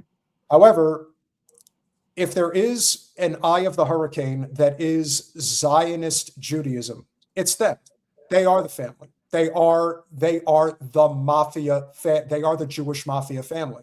They are the ones. Who? The Rothschilds. Yes, let's let him get into the story about that, because that's what Zach's big research is about. We're going to learn about the Rothschilds. Ooh, the Rothschilds. No, I'm stealing it from Travers. Trav, that's dope. I'm going to steal that too. Travers is our Irishman friend who lives in Scotland. But yes. Oh, I love that. The worldwide audience. Yeah, we're building out. Frankly, man, it's been probably 3 years now of study into just the history of the economy and the history of the people that jacked everything up. I mean, I got started into this. I just want to sell homes, and all of a sudden people couldn't buy homes, and I'm like, what's going on?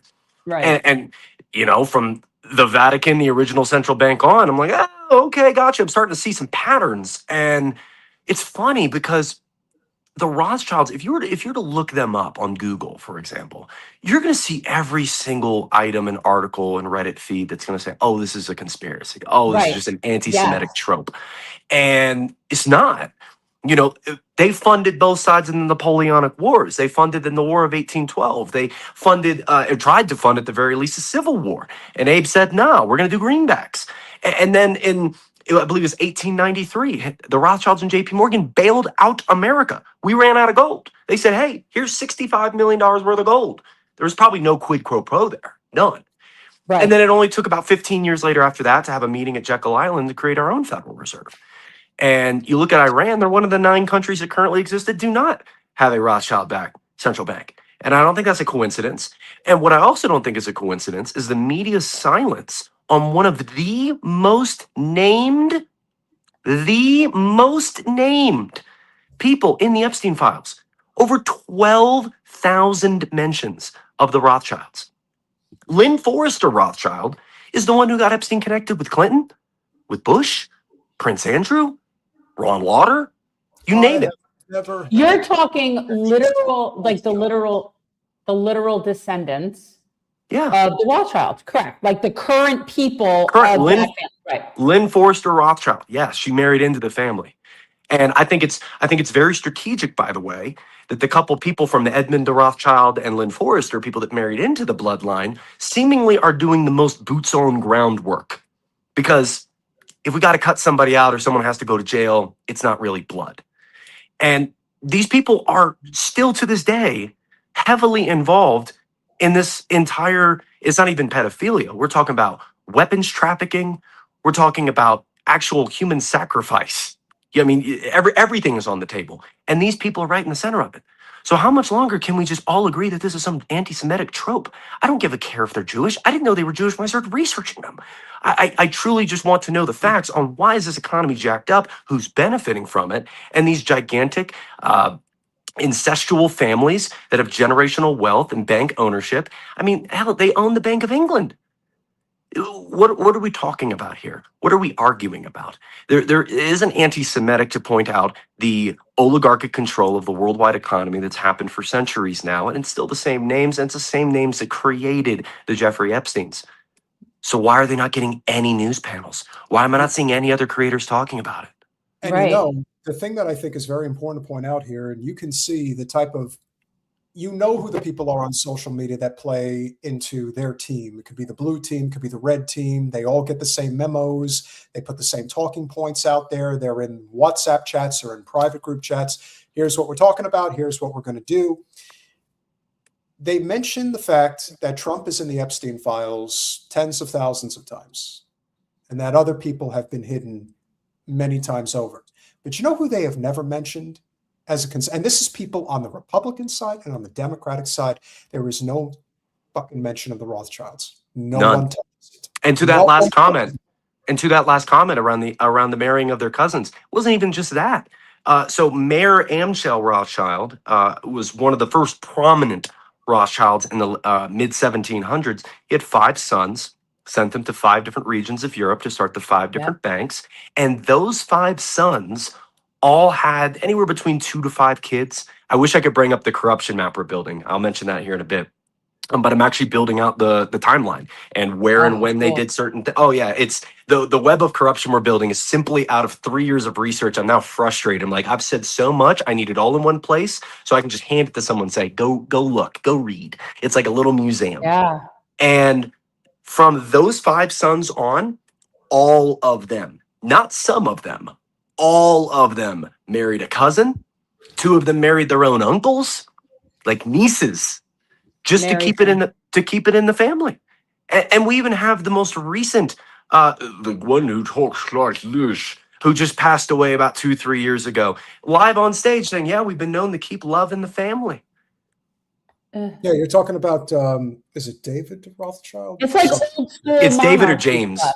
It's old school monarchy stuff. The inbreeding is commonly known. I mean, that's It's not exclusive to them for sure. No. Yeah, that is, if, you know, they always say, if you want to know who's in control, know who you can't talk about, know who you can't insult. If you talk about, they call it Jews, but truly it's Israel and Zionist Judaism, you are crossing a Rubicon that you're not allowed to cross. And the same is true when it comes to the Rothschilds. They are, for all intents and purposes, the most powerful family in the world because they truly control the banking system. And when you control money, essentially, he who makes the gold or owns the gold makes the rules. And they make the rules. And their rules are as tyrannical as any in the history of this world. Yep. And then you get the Osiri family and the Goldschmidt family, and you see the same names that pop up all the time. And again, you're just not allowed to talk about them. I've had my own videos. In fact, ever since the Ellison family took over TikTok 2 different times, I've talked about the Rothschilds taken down. I'm 1 strike away from having my whole account wiped out. Well, don't worry, we're already a shadow banned channel, so let us catch the heat. I mean, that's really the whole point. Yeah, we get it too. We're not, So I want you, let's not get too conspiratorial, but this is a part of the Rothschilds legacy that I don't think ever really, this is the real part of the legacy that is interconnected with the creation of the Federal Reserve that I really don't think people truly understand. There is a hell of a conspiracy surrounding the sinking of the Titanic and why it happened. There is a belief that it was sunk on purpose. And the fact that you had, I think it was the Lusitania that was only about 19 knots away from where the ship actually sank. And then, of course, the argument was, all these other ships that were in the North Atlantic somehow were several hours away, and they all got the distress signal. Yet the one ship that was less than an hour away, somehow the person went to sleep. And no one knew about it. And 3 of the most powerful men in the entire world, John Jacob Astor, Benjamin Guggenheim, and Strauss, were all on this ship. Correct. And that's not conspiratorial because it's also a ship. It was financed and built by J.P. Morgan. But who was the one person that was supposed to be on that ship, but just magically decided not to show up at the last minute? Didn't go on the maiden voyage of the greatest ship that he helped create. That's wild, isn't it? But his bags made it onto the ship. That was always a very interesting part of the story. So do you not see the parallel that is nothing but like we rehashed that again with 9/11 and Larry Silverstein? Right. You see what I mean? Like It's just the same plot. They keep And Howard rehashing the same thing. Lutnick not being there too. Exactly, right? It's the same thing. It's a financial gain from death and destruction of other people that to those people are completely expendable. Like, And I'll tell you what, the hardest part about things like 9/11 and the Titanic being sunk is, well, we wouldn't kill. There's thousands of people that died. Like, how dare you come against the narrative when so many Right. people died? It's like, guys, we got to get to the point where we understand that if the powers that be can benefit from it, they do not care. And that very boat that went down, whether or not purposeful, happened to be very circumstantially beneficial, because that meeting that happened in 1910 following the state bank panic in 1907 was at a JP Morgan invested resort with JP Morgan's associates and the Rockefellers and the Rothschilds, hosted by Nelson Aldrich, the senator at the time, presented it to Congress saying it was his idea. And they said, no, this favors Wall Street too much. And so it went through 2 years of name changes and giving a little here and a little there. They end up making 13 banks instead of just one. That was one of their big, like, okay. And the president gets to actually appoint the chairman. They're like, okay. And then all of a sudden, we have the Pujo Committee in 1912, same year that the Titanic goes down, investigating, is this a giant money trust? And what's crazy about it is, in all my research I can find, they said, yeah, it is. About 60% of the money is held by about 8 banks. So they found out, yes, this is a money trust. And then a boat goes down. And then December 23rd of 1913, with about 27 different lawmakers on Christmas recess, it passes. And I don't think it's conspiratorial at all, because you look at the people involved, you look at the benefit that they receive from it, it all makes sense. And that's where I think a lot of the people that talk against these talking points, claiming that they're tropes, claiming they're just conspiracy, the thought process they'll give, or the argument they'll give, even if they'll give one, because a lot they'll just say, you're anti-Semitic, and just leave. It doesn't make sense. It makes complete sense for a powerful family want to keep power by eliminating its enemies. I think about maybe the most, everybody talks about, again, the consensus in Washington, D.C., because it's such a neoliberal democratic town. Mm-hmm.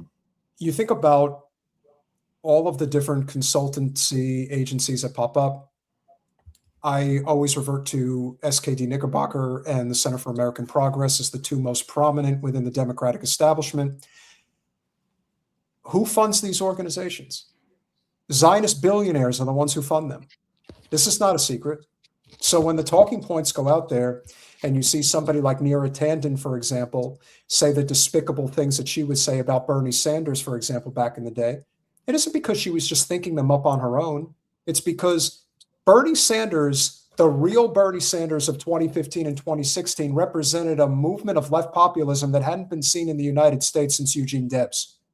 And when you have someone that is espousing that type of radical messaging, you have to put them down like a dog. You don't have a choice, because otherwise your whole system breaks. Just as Jen and I were discussing earlier, Ben Bernanke, who everybody talks about when he was put in front of the House Select Committee and talking about whether or not you can just put numbers on a keyboard and magically more dollars appear.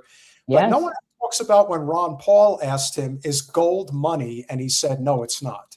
So in so many respects, for so long, most people didn't see this. They didn't want to see it. But now they really don't have a choice but to see it. And when the dots are all connected, revolution is inevitable, because the trust in the system is dead. How can you?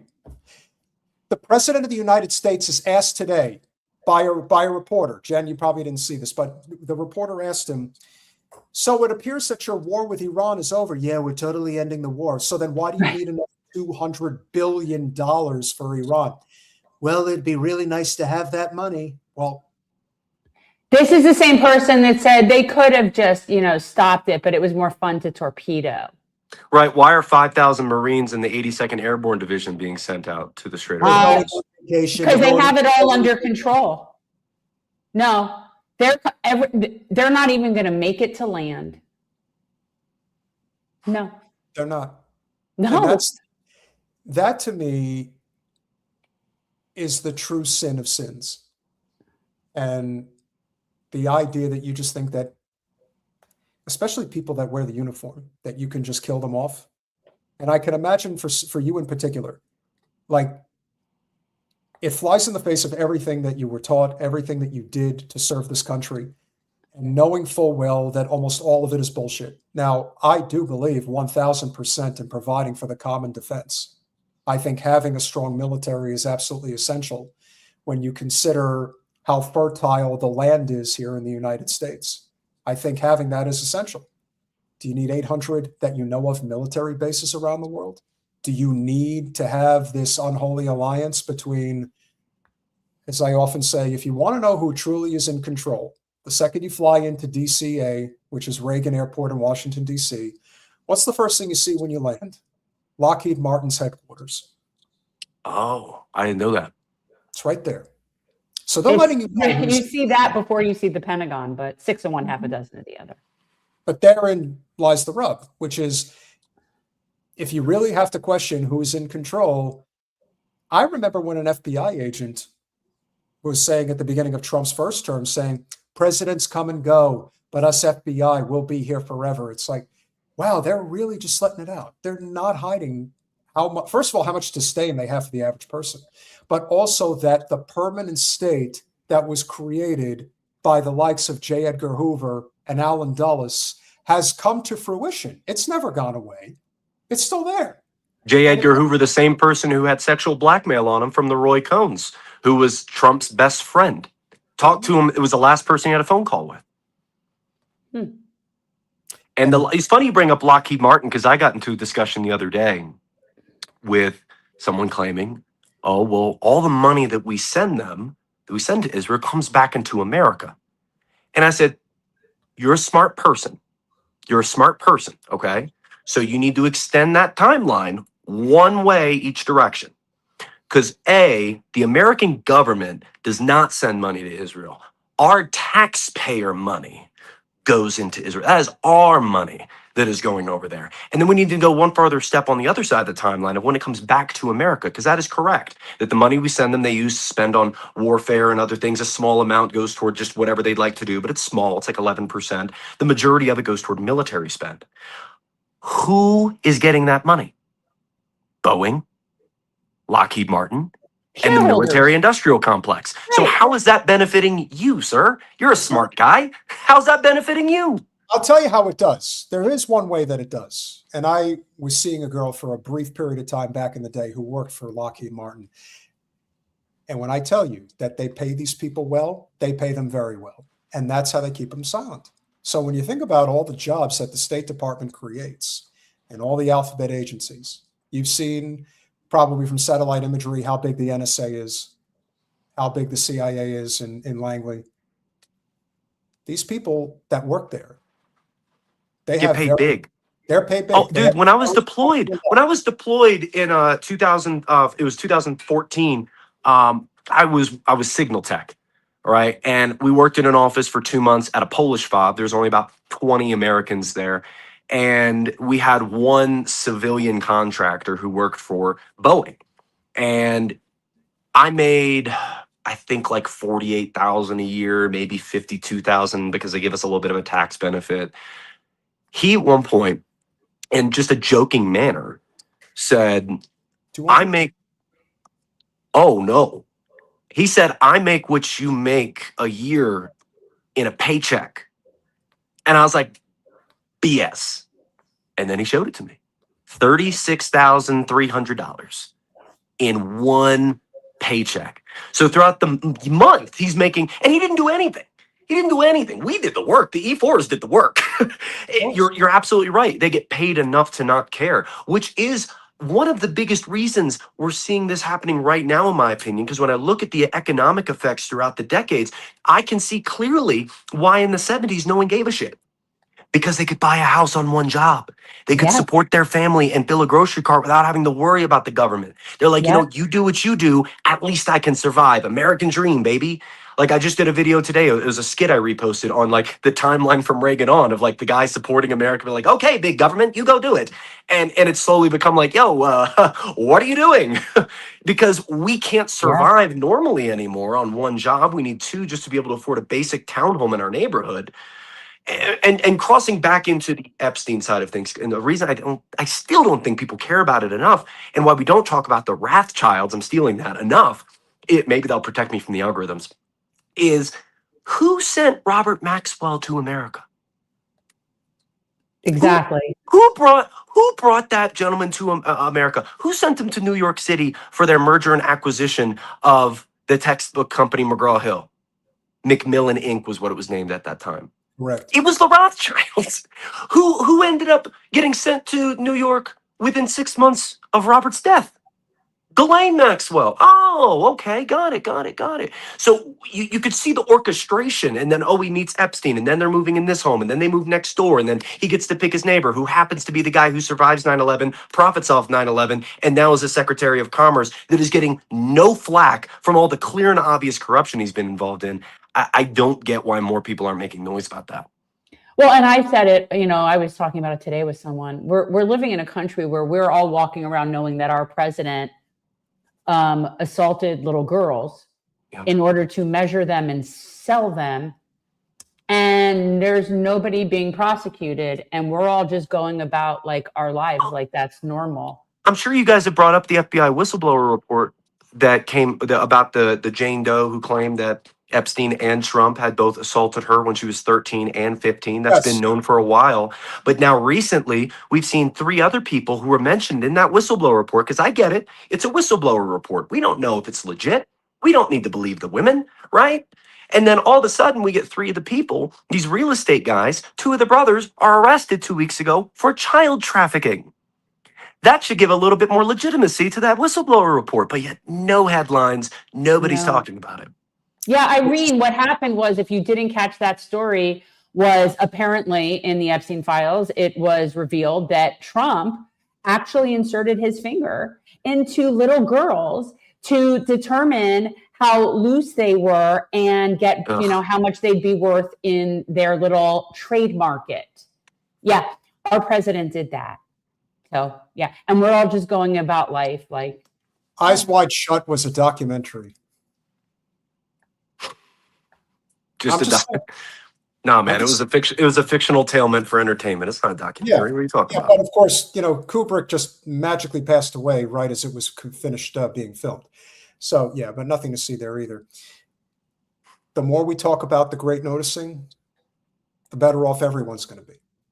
That's the essence of what this is about. That's the whole reason I make they called it the Calendar Girls. It was called something like Calendar Girls, and he would say, honestly, I was so disgusted just from, I can only go so deep into some of those wormholes of the details of the disgustingness. Yeah, we got a team right now that's helping build with me this corruption map, my boy Joe and Sean, and we'll dive in for 4.5 hours, and then we'll sit back and be like, you guys want to go on a walk? It's like, what do you, and you know what, Zach, does this have to do, I needed to talk to you about. Apparently, guys, Zach has gotten really, really big because now Zach has people, that his people need to reach our people to set up things. It's not so casual anymore. Zach has people. No, I've always had Adrian. Adrian's my guy. Rachel told me about your people. And I'm thinking, man, that's like Joe Rogan level. Joe Rogan has people, but apparently, guys, Zach has people. No. We got people that are aligned in wanting the corruption to be known. And we made a video the other day of, we want to have more people to help volunteer their time to do so. And we got 700 applications. The word is out. People want to help. People want to get this exposed. And that's where the corruption map that we're building right now on Figma, which happens to be in the Peter Thiel universe. So I find that quite convenient. We're using it to build out the Bible of corruption. As soon as you're done with the Rothschilds, the next time you come on, absolutely. And I'll be in Delaware in the studio. I can bring it up on the computer. Absolutely. Yes. We have to dig in a little deeper on Palantir, because if Big Brother exists, which I believe it does, Palantir is Big Brother, and Alex Karp is Big Brother. He truly is he's a supervillain. Like in every sense of the word, he is a supervillain. And it's incredible to watch a truly non-empathetic psychopath work in real time. Well, you saw what you talk about non-empathetic. You saw what Mark Andreessen said the other day. Yeah. Well, I didn't see what he said the other day. I know Mark Andreessen's another piece of shit. Mark Andreessen, the A16Z co-owner, also one of the members that's trying to get us into Greenland to profit off of data centers, says that he thinks that introspection is a made-up New Age term to go inward with oneself and learn about why you are human and why you're here and what your benefit to Earth is, and that's so New Age. But I think Plato would have had a different take on that, and the several Stoics that existed for hundreds and hundreds of years would disagree with that. It's insane to watch the Alex Karps and the Peter Thiels being asked, do you think the human race should continue on, and they struggle with an answer. Or the Sam Altman. Well, I do too, though. But I do too, and I'm not a lizard person, and I struggle with that answer all the time, because I have to tell you, we have failed as a species. We have failed. There is no doubt. Like it came up for me mostly when we were talking about Hind Rajab, but like when things like that happen, we get a big old F. We get a big old F. So I don't disagree with the idea that we don't necessarily deserve to continue on as a species. So, at the rate that we're going right now, we might not, but I would prefer. Now, I'm not invested in ending us. I'm trying to help the situation, whereas somebody like lizard person Peter Thiel is actively probably trying to eugenics all of the rest of us peasants, and use our brains like Jim Carrey did in that Batman movie, where we're all like zoned into whatever it is, whatever crappy shit, But yeah, no, we suck, Zach. We suck because we've been forced into an area where we have to.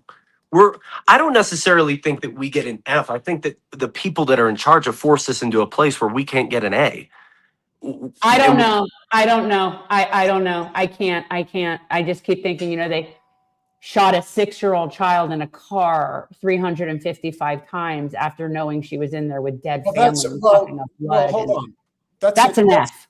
Yes, but again, that's Israel. And Israel and Israelis, they are a bane on human existence. How did they get that way, Peter? Because we allowed it.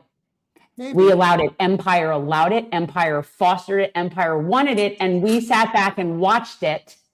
And so, yes, we get an F. Have you before you go, have you dug in at all on how Nazi Germany was funded during World War II? Oh, man, you really want to get flagged. I'm just saying. Can you not, Peter? Can we not get like? I think it's really interesting when you see that there was indeed Rothschild money involved. I think it's really weird when you look at the Henry Fords, who were heavily involved in supporting the automotive side of Nazi Germany. I think it's really odd when I look through the history of the Rothschilds. There's actually only one person who stepped against them and took their assets away. I believe it was the Austrian branch of the banking family for the Rothschilds, removed their assets from them, shut down their bank, and then forced them to work on their hands and knees cleaning their facilities. I think it definitely bodes to we're being fed a different history than what actually happened. I'll leave it there. I think the great noticing continues. I think the work you do is immensely important and exceptionally great. And it's always great to see you. Like I said, 3 weeks from now, Washington, D.C. Hopefully we can connect in person. And yes, absolutely. I want to see, when it's all said and done, I want to see your beautiful mind. I will send, it's not public, so don't share it, but I'll send you guys a link so you guys see what we got so far. I wouldn't ever do, very cool. Yeah. I don't want it to get out so it can get ripped from the internet before I have the chance. I'd be scared to even put things in email or in text. Like the whole thing is like, we're all being listened to and we're all being watched. And the fact that I'm saying that and it's not even remotely paranoid is just very, very Orwellian. Yeah. It's the world we live in, brother. Appreciate you being here. Guys, links are in the description. Zach, appreciate you. Thank you, Zach. Appreciate you guys. I'm going to have dinner with the wifey. Talk to you guys later. Bye. Bye. He's on vacay. He is on vacay. And I know. And they have a couple more daylight hours. He has a couple more daylight hours. So. it used to be very effective. And we talk about corporate media and what it's done to our country and how effective that message has been. But I will tell you, it's not working the way it used to. But we should not forget how much all sides sell endless war, sell the military-industrial complex. So this is going to be a small two-parter, but you'll see what I mean. Wait, don't you want to do like, okay. I was going to say, don't you want to do like our super chat, our stuff? No, we'll do that at the end. We've only gotten we're almost there. Because we didn't get to do it before Zach came on. All right, we can run into it. I'm just saying we didn't do it. We haven't done it at all, any of it. So I'm just saying. Patreon.com/revolutionary change. For as little as $5 a month, you can become a supporter of our small but mighty, despite suppressed yet still growing channel. We have a new $5. We have a new $5 supporter on there, and I'll remember it when it comes by. Okie dokie. Guys, we have passed 116,000 subscribers. So let's keep it going. We really appreciate you all. Let's give a big shout out to our super chatters. SPR Smoke with the $5 super sticker. Appreciate you, my friend. Jim Talib, always a pleasure. Thank you for the $5 super sticker as well. Kenman with the $2.79 Canadian A. Did you guys get a plaque? Dude Dissonance got one. We're not getting shit. I haven't even gotten an email. Not getting anything. No offense to Keaton and Russell. They're good people, but we really take chances on this channel, and we're definitely paying for it. No two ways about it. Shaitadan with the $4.99. It looks like Trump is in the position he enjoys most. I tried to consistently heat up non-kosher food in the kosher microwave at work. So rude. Don't do that. Shaitan Dadan, don't do that, because there are people that do keep kosher that are not evil Zionists. There are. And I know that it's really hard in these times, but don't do that. Yeah, and then there's people, yeah, I mean, all right. I mean, look, if you wanted to like go into some building that has the kosher elevator and hold it up, that would be kind of amusing, but I don't know. I mean, but don't mess with their food. Piano Man with the $10. Always a pleasure, pal. Thank you for being here. Agreeable. Thank you for becoming a YouTube member. Really appreciate it, my friend. Citizen Pendejo with the 20 pesos. Jack Ruby equals Jacob Rubenstein. ISR neck deep in JFK hit. Yes, they were. Israel was definitely involved. And we've talked about that, guys. Definitely go back and check out some of the conversations we've had about that, and definitely with Ken McCarthy. Citizen Pendejo with the 20 pesos again. American troops making it clear we ain't dying for Israel. Well, we hope so. We hope so. And Marvin Vargas with the 199. Please have Ryan Dawson on. John F11-9 expert. I see what you did there. Rachel, if you could help us look up Ryan Dawson, I'll take a look at that. Also, Rachel, when you get a chance, please post tonight's strain that will be sponsoring tonight's episode. A new strain, eh? Well, we have a few different things here now, so yeah. Well, whatever sponsors we can get, I suppose. So, a kosher microwave for people. Pearl White Rose wants to know what a kosher microwave is. It isn't that the microwave is kosher. I mean, that's kind of weird. It's that only kosher food is being in that microwave, so that the people who are kosher using it don't have to worry about like something that was in there on non-kosher affecting their food that they're putting in there. So it's only a kosher microwave because they use it for kosher food. There isn't a particular type of microwave that's a kosher microwave. Oh, for the love of God, look what's happening now. I assure you that Rachel is very happy and well cared for here in the dungeon on the farm. The U.S. media goes to war on Iran. The U.S. media is predictably spreading government propaganda and ignoring Israel's role as it cheers on the war against Iran and pushes for regime change. Who wrote this article, and where is it, and when is it from? Well, it's from Mondo Weiss. I don't know. Who wrote it? Let's give some background. Colin, I see you put the clips at the bottom. Do you want us to just grab it from there? Is that easier? Yeah, for anything that you want to hear. Okay. So This should not come as a surprise to anybody, but here's some of the greatest hits in support of war against Iran. 47 years, the Iranian people have been suffering. They've been oppressed. Women have been forced to wear hijabs. Gays and lesbians have been persecuted. Execution. Who invited this asshole to come out of whatever cave he needed to go back into? I don't recall saying, I feel the need to look at this piece of shit today. I haven't wanted to see him since he was like all on a rant about dead Gaza babies. So now this is the person we're going to listen to what he thinks about how Iranians treat their citizens. Does he know how much of a coon he is? You're not allowed to say it. You're not allowed to say it. I am saying it. You know why? Because he does it deliberately. He can talk about dead Gaza babies as a joke and then in the same breath talk about how persecuted the Iranians are. And everyone knows that Van Jones is no different than Cory Booker. They are paid off black faces in high places, and everyone knows that that's what they do. I prefer it when Sabby calls them out in that way more so than you, or Tim Black can call them out. Fair enough. But you know what? Doesn't mean I'm wrong. And it doesn't mean what they're doing is hurting people of no one. And I mean no one hurts people of color more than people who are people of color in those positions saying this type of killing is okay. It's acceptable because it's important. These are the people that I have heard referred to as the Black misleadership class. And it's people like Jim Clyburn. It's people that get into these positions and then pull the ladder up behind them and then actively work with the oppressor to keep their people oppressed while lying to their people, saying they're actually trying to help them. It's really one of the lowest forms of low to me, are the people that really prey on their own. Love you, girl. Thank you for your support. The truth hurts sometimes. It is what it is. Are common. Recently, you saw millions of people come out of their homes protesting, demanding a new regime. You know how many of those people were proven to be working Hasbara agents that somehow were in Tehran? Yeah, we don't want to talk about that part of the story. And then they just decide to make up numbers out of thin air. Completely.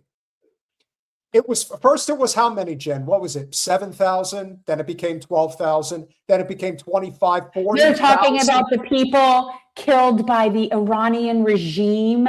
Correct. Is that what we're talking about? Yeah. And here's the thing. They couldn't even get the story straight. They just decided maybe if we say a lot more people were killed, they'll start to believe it. No, that's here's the thing, though. Again, and I'm going to say this again. Let's say that it's true. Okay? I don't care. How much of Israel is behind it?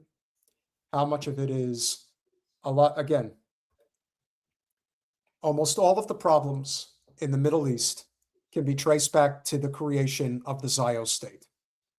And everything that the British Empire, followed by our empire, did to create so much of this nonsense. And it didn't start in 1948. It just became official then. But this is a long time coming.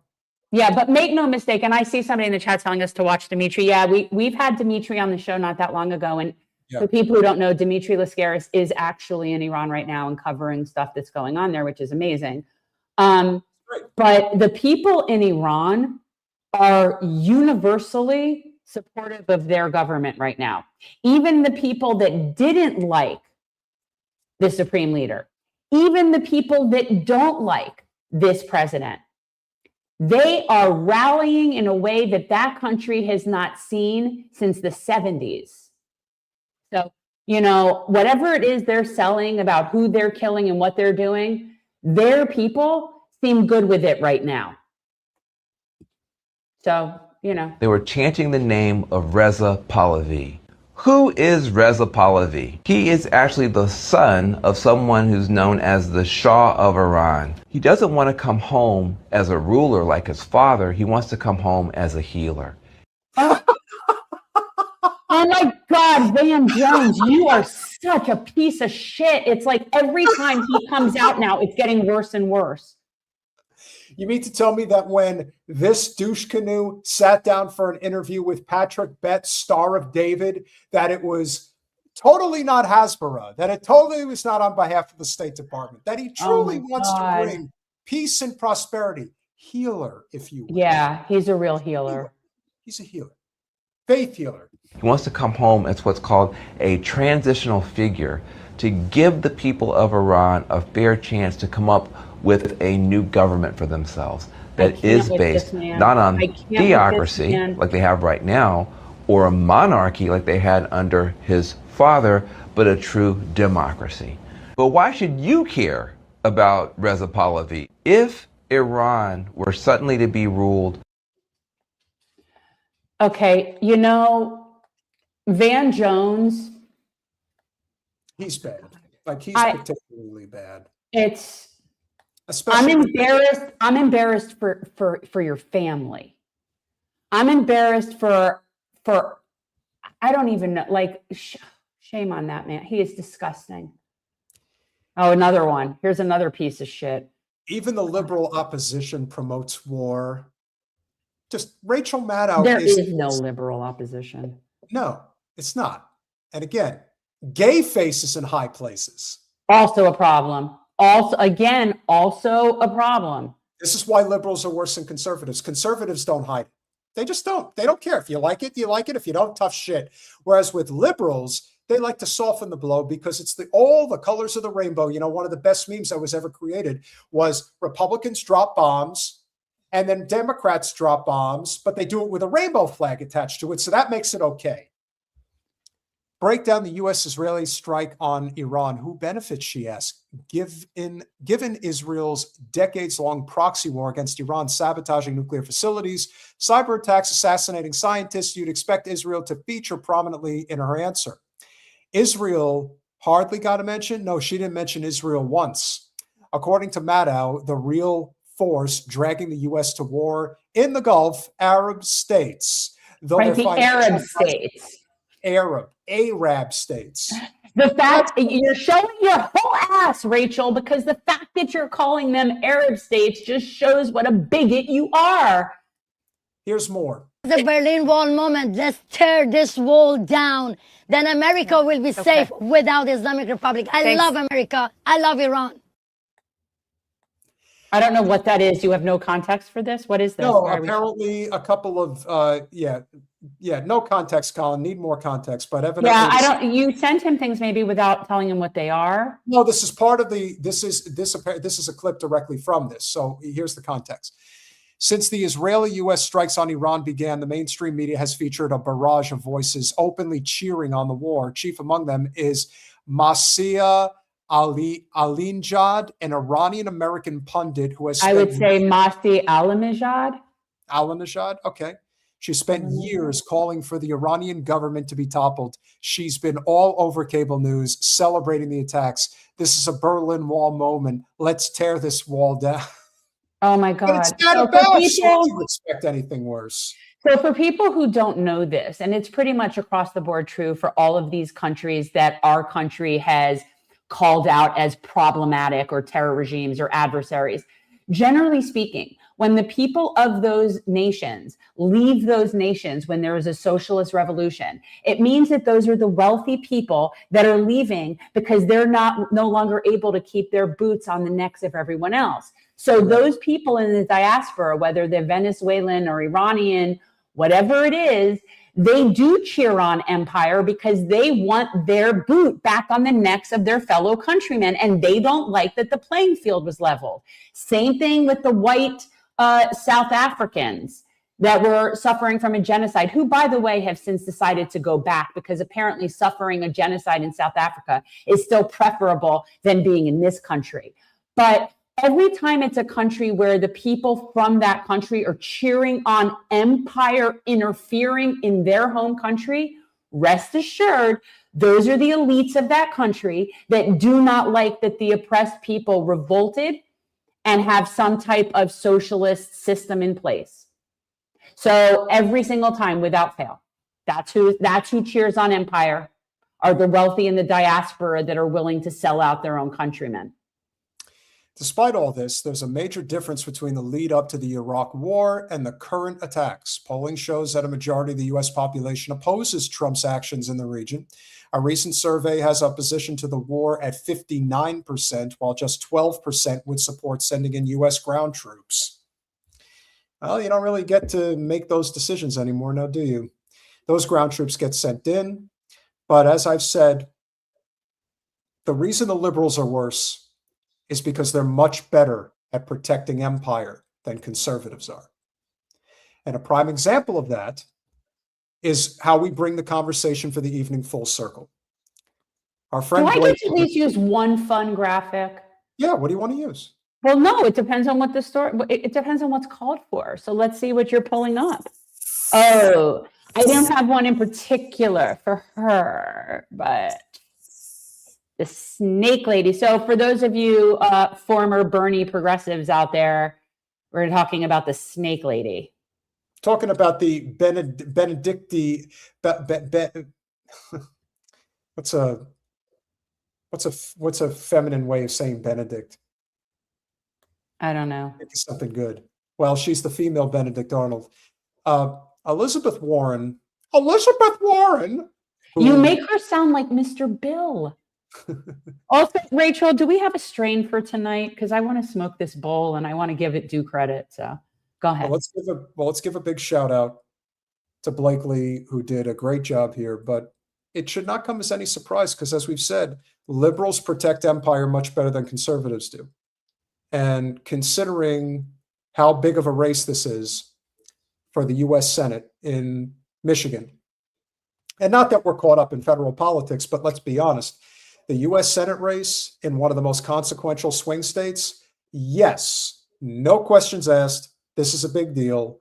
And sour garlic. All right. I don't know what I have. Yeah. Well, when again, you think about the importance of this primary, which is going to take place.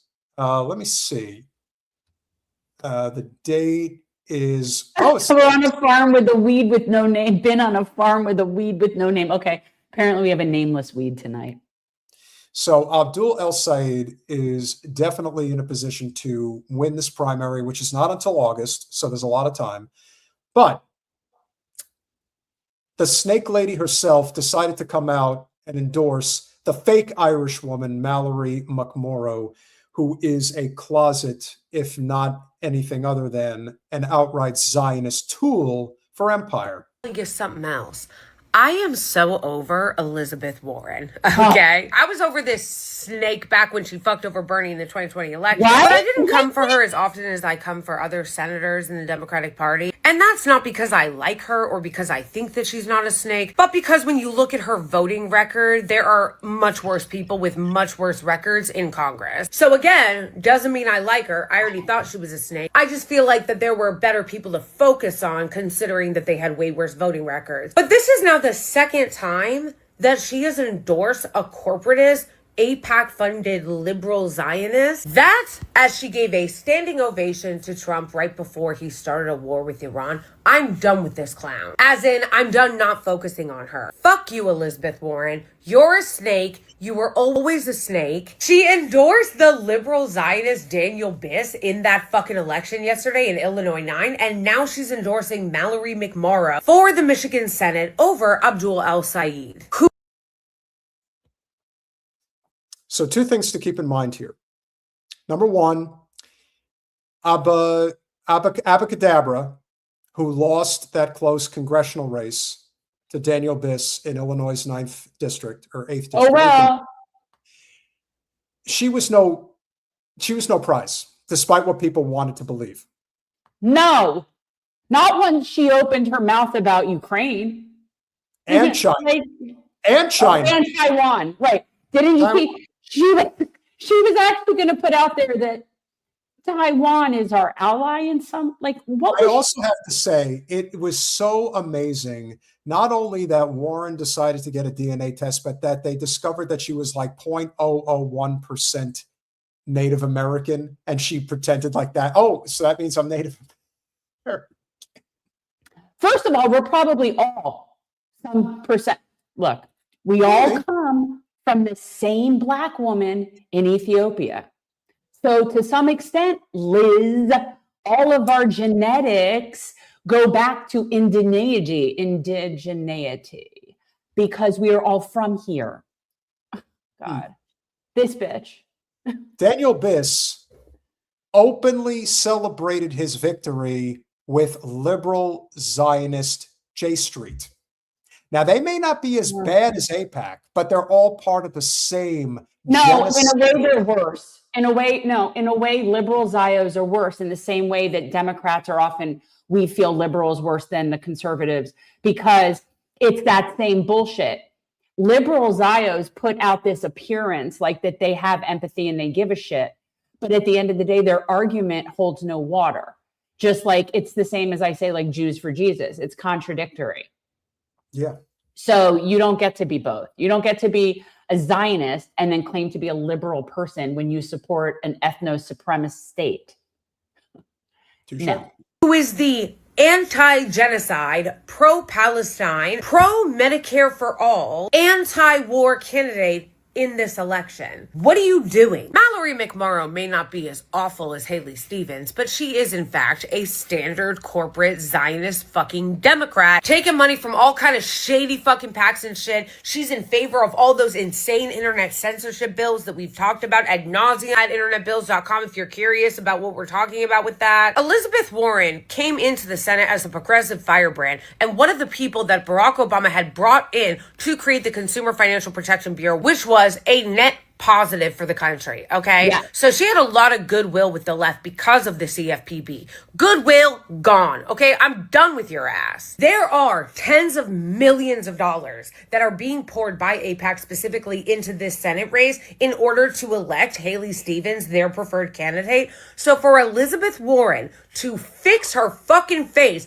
to come out and endorse McMorrow instead of endorsing Abdul El-Sayed, who is the most progressive candidate, is once again undermining the progressive to help the establishment. Never beating the fucking snake allegations. Never. The other thing that we talked about is why in the hell is Warren getting involved in this race? And not only is she getting involved in this race, she's doing it almost 5 months before Election Day. Like, there's something really unsettling about her political acumen and strategy. Like, I don't know what she's hoping to accomplish here. I don't understand why she feels the need to be involved in this race. Take it down. Take it down. Much like we say when people like Debbie or Hillary feel the need to rear their ugly heads and get involved with races that don't involve them in any way, except for it does involve them. So let's connect the dots, right? What is Elizabeth Warren trying to get? How does this benefit her? Which one of her donors is on the is the same donor as she shares donors with, whoever that is? I don't name the food. So it doesn't matter if she's going to do whatever her donors tell her to do. That's how it works. They get sort of their marching orders. Is this race is important because X, Y, and Z for us and, you know, our shareholders. So we need you to support this too. So who knows what that snake's reason is for getting involved in this race? But I can tell you it was self-serving because that's how she rolls. Yes. And that's why she's a snake. But terrible. You know what? I disliked her honestly, I didn't dislike her from the beginning, but I always was suspect of her. I was always very, very suspect of her. Once she called Bernie out as a sexist, it was over. That's when I knew she was a complete grifting piece of shit because a lot of things you can call Bernie out for, but if you're going to call him out for that, good Lord. Exactly. Oh no, I have my beef with Bernie. Don't get me started. But he's not a misogynist. He is not a sexist. And he actually wanted her to run in the first place against Hillary. And she was too much of a pussy to do it. And so he did it. How dare her say that to him? Ugh. Snake. Exactly. Senator Warren, she unfortunately did not do a good job. She decided to run for president in 2020 when it was clear that the movement for a populist uprising in the United States was with the Bernie movement. I'm not taking all the credit, but the people supported our cause. And Elizabeth Warren decided to run for president, and she completely sabotaged the movement, and that was the end. And that's what happened. And yes, Hillary did get Trump elected. I agree. There is a clip going around of Hillary Clinton right now from when she ran. If you think that Hillary Clinton wasn't always the despicable shitbag that she is, there is a clip going around right now of Hillary Clinton back in 2007, where she said, if I become president of the United States, I will bomb Iran. Says, I will bomb Iran. Yeah.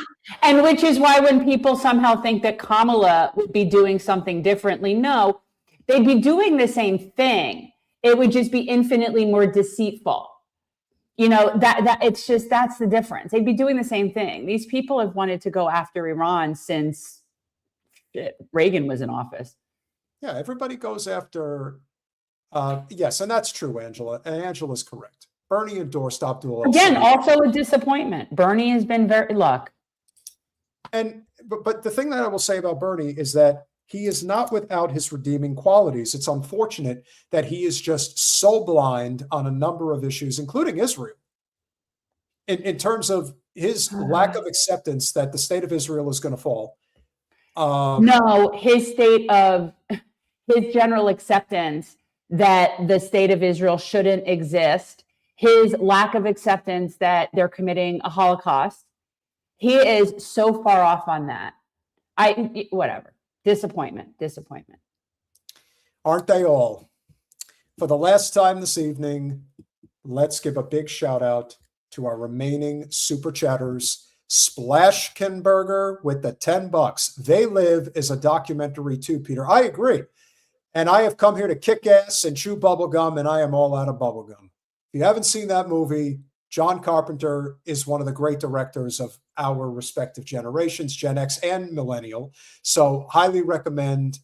What are you rolling your eyes for? You don't. I'm not. I'm looking. Callie Dime BB is saying BB said he's wanted this for 40 years. You're right. He has. And here's the thing. Iran's been preparing for it for almost that long. So way too. Yeah. Arlene Chambers with the $10. Do you think those attending synagogues should be calling out the hypocrisy of Israel? Absolutely. Well, the problem is, Arlene, is that if they're not, then either they agree with them or they're just too cowardly, right? So yeah, they should be doing that, which then begs the question is maybe they don't disagree with it.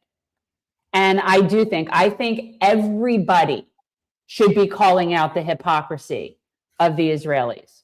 Everybody should be calling out, and the rest of the world is. The rest of the world really is. And finally, Carson Cruz with the $10. Hope springs eternal. Things have to get better. Just as the song goes. Oh, oh, oh, oh, oh, oh. Things can only. Some Jews are anti-Zionist. Yes, we are. Yeah, quite a few of them are. Now, is it the majority of Jews are anti-Zionist? No. But is there enough of a percentage that it actually makes a difference? Like probably 20, 30%? Yeah. Absolutely, it does. Again, the biggest problem with Jews in general is that they tend to come from considerably affluent backgrounds. And for the overwhelming majority of all issues in the world, it is a class war. And people are going to protect their class no matter how many people have to die. As Zach pointed out earlier, do you really think that people, when you're talking about billions of dollars on the table, is going to hesitate to kill a few thousand people or tens of thousands or hundreds or even millions of people? Of course not. Who the fuck are they? They're just cogs in the machine. They're useless idiots. They're dead people walking. Stepping on a human and killing them for the purpose of profit is no different than a person stepping on a bug. That's how they see them. And that's never going to change. We have one more super chat before we go. Kenman G with the 279 Canadian A. Peter is a Zennial, not millennial. I reject that, Kenman. What is a Zennial? A Zennial is a millennial that wishes they were Gen X but isn't. I definitely don't wish I'm Gen X. I am a millennial. I am 1983. So you can say what you want, but I know when I was born. I'm pretty sure I know when I was born. So that would make me a millennial. And Jen's an old fart of an... Just kidding. Jen Let me is explain, definitely. people. Gen X and people, we know this. Everybody in the chat knows this. Nobody even argues with us about this because they know it's true. Gen X is the shit.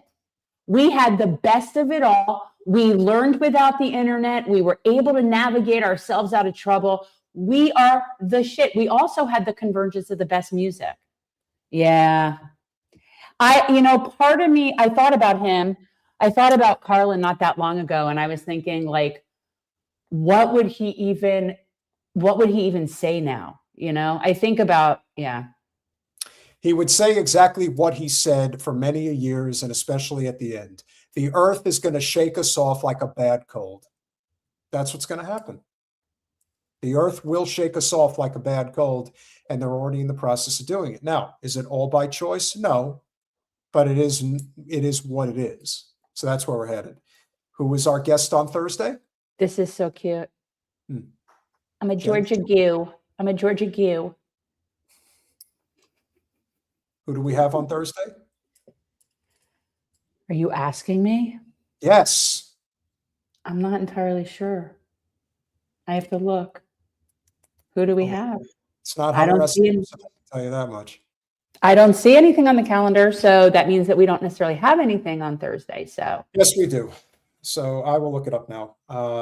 Faris. So we are having a guest named Faris Saeed from Roya News English.